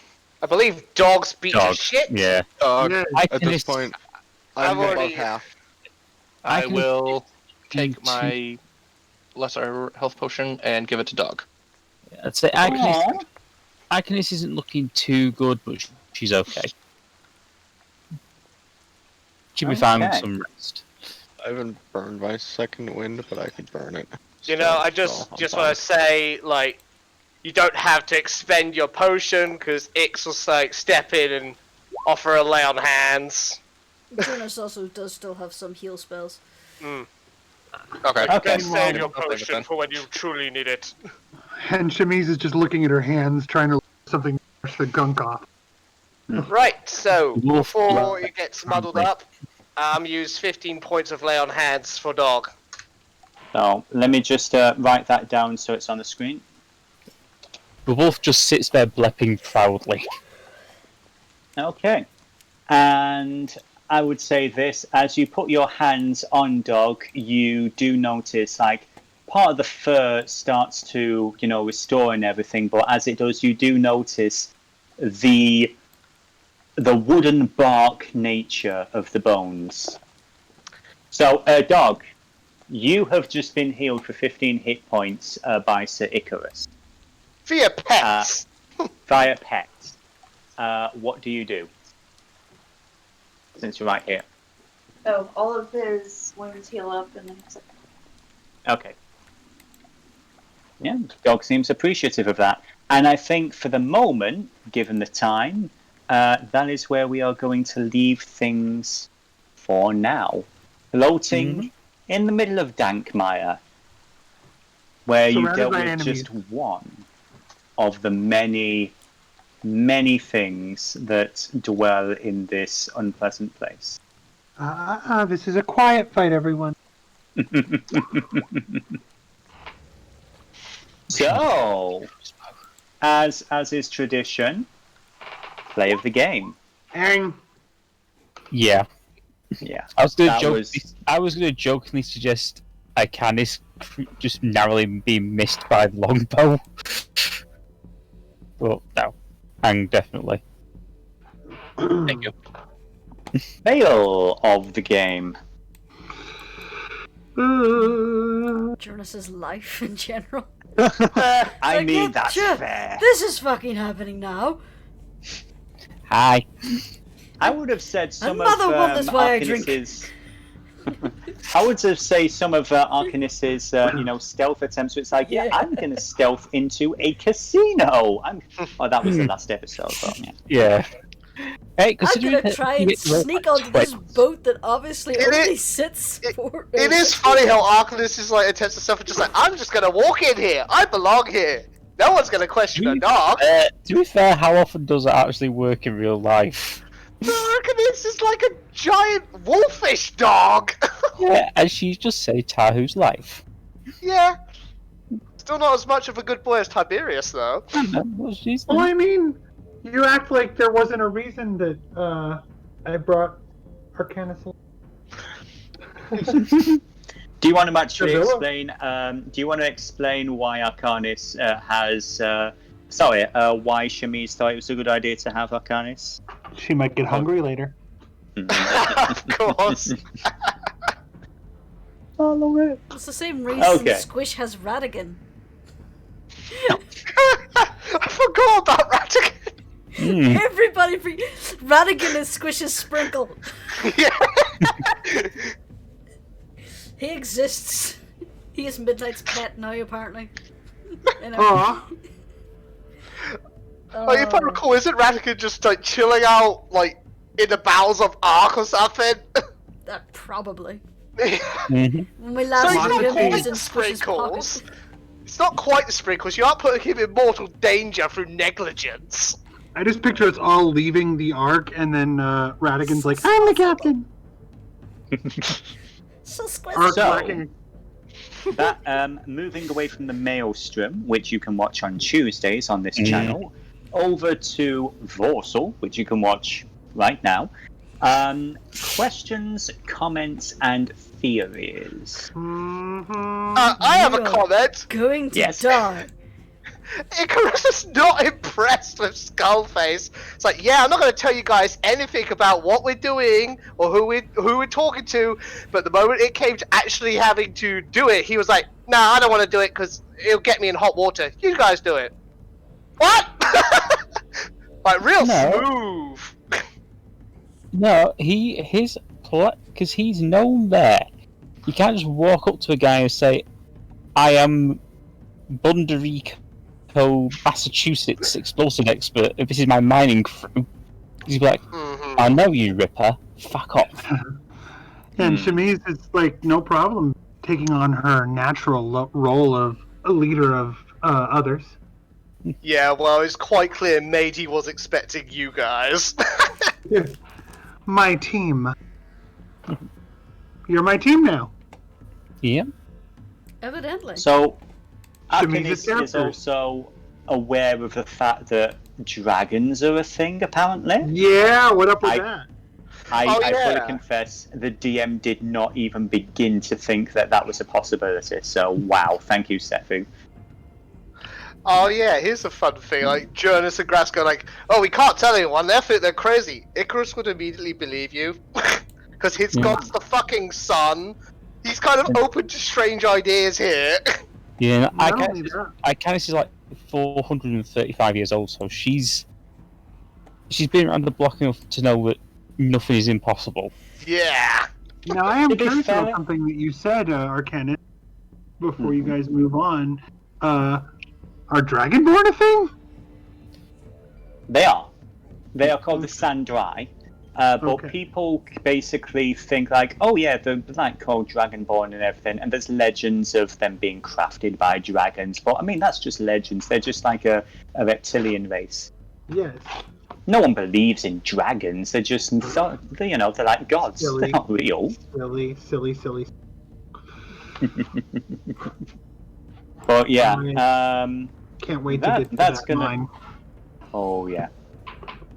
Honestly, I spent a lot of time prepping the mine stuff and everything, and I was like, oh well, we'll probably have a couple, like say half an hour of them getting there, and it'll be fine. No, that was the full session. Are you really that surprised? Not that surprised. As a bonus, we got to shit up Jurnis and Graz. Yeah. Hi. Oh dear. Mads would be proud of you, Arcanus. See, that's the thing now. You now have a mental image of just these two baggy pajama wearing women in the bed. It's just like, oh, okay. It's just this woman fully dressed wearing this long jacket, just kind of sat cross-legged on the bed with her arms folded, like nothing's wrong. And lest we forget, Graz is basically Jurnis' teddy bear, so she was basically wrapped around Graz, pretty much. That's how I pictured it. Yeah, it's so cute. But anyway, and lastly, Dog has something going on. Yeah. I mean, your bark was worse than your bite at that point. Yeah, I wasn't gonna say it. Well, I did, because I'm terrible. Yes. You had to go there. I did indeed. So, going down the list. Woof woof. That's going to be a good night from Dog. Woof. A good night from the not so problematic Paladin. Good night, everyone. It's going to be a fun time keeping this lot out of trouble when they so readily leap into it. That's going to be a good we night. didn't leap into that.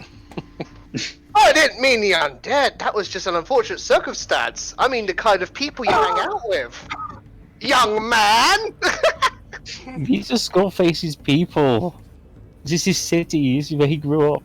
Yeah, how did you guys ever become wardens? They signed up. You don't want to know. And that's actually a story for a later day. I was literally press ganged. Wow. That's a good night from the Tangled Kenku Queen. Right. A good night from the Kung Fu Kitty with Fists of Fire. Good night, everyone. A good night from Miss Spring Singer. Where's the whiskey? I really need my whiskey. Get your own. Glug glug. And a good night from Wex and Arcanus. Sephi. Good night. Have a beautiful time. Good night, everybody. Good night. Good night. Night.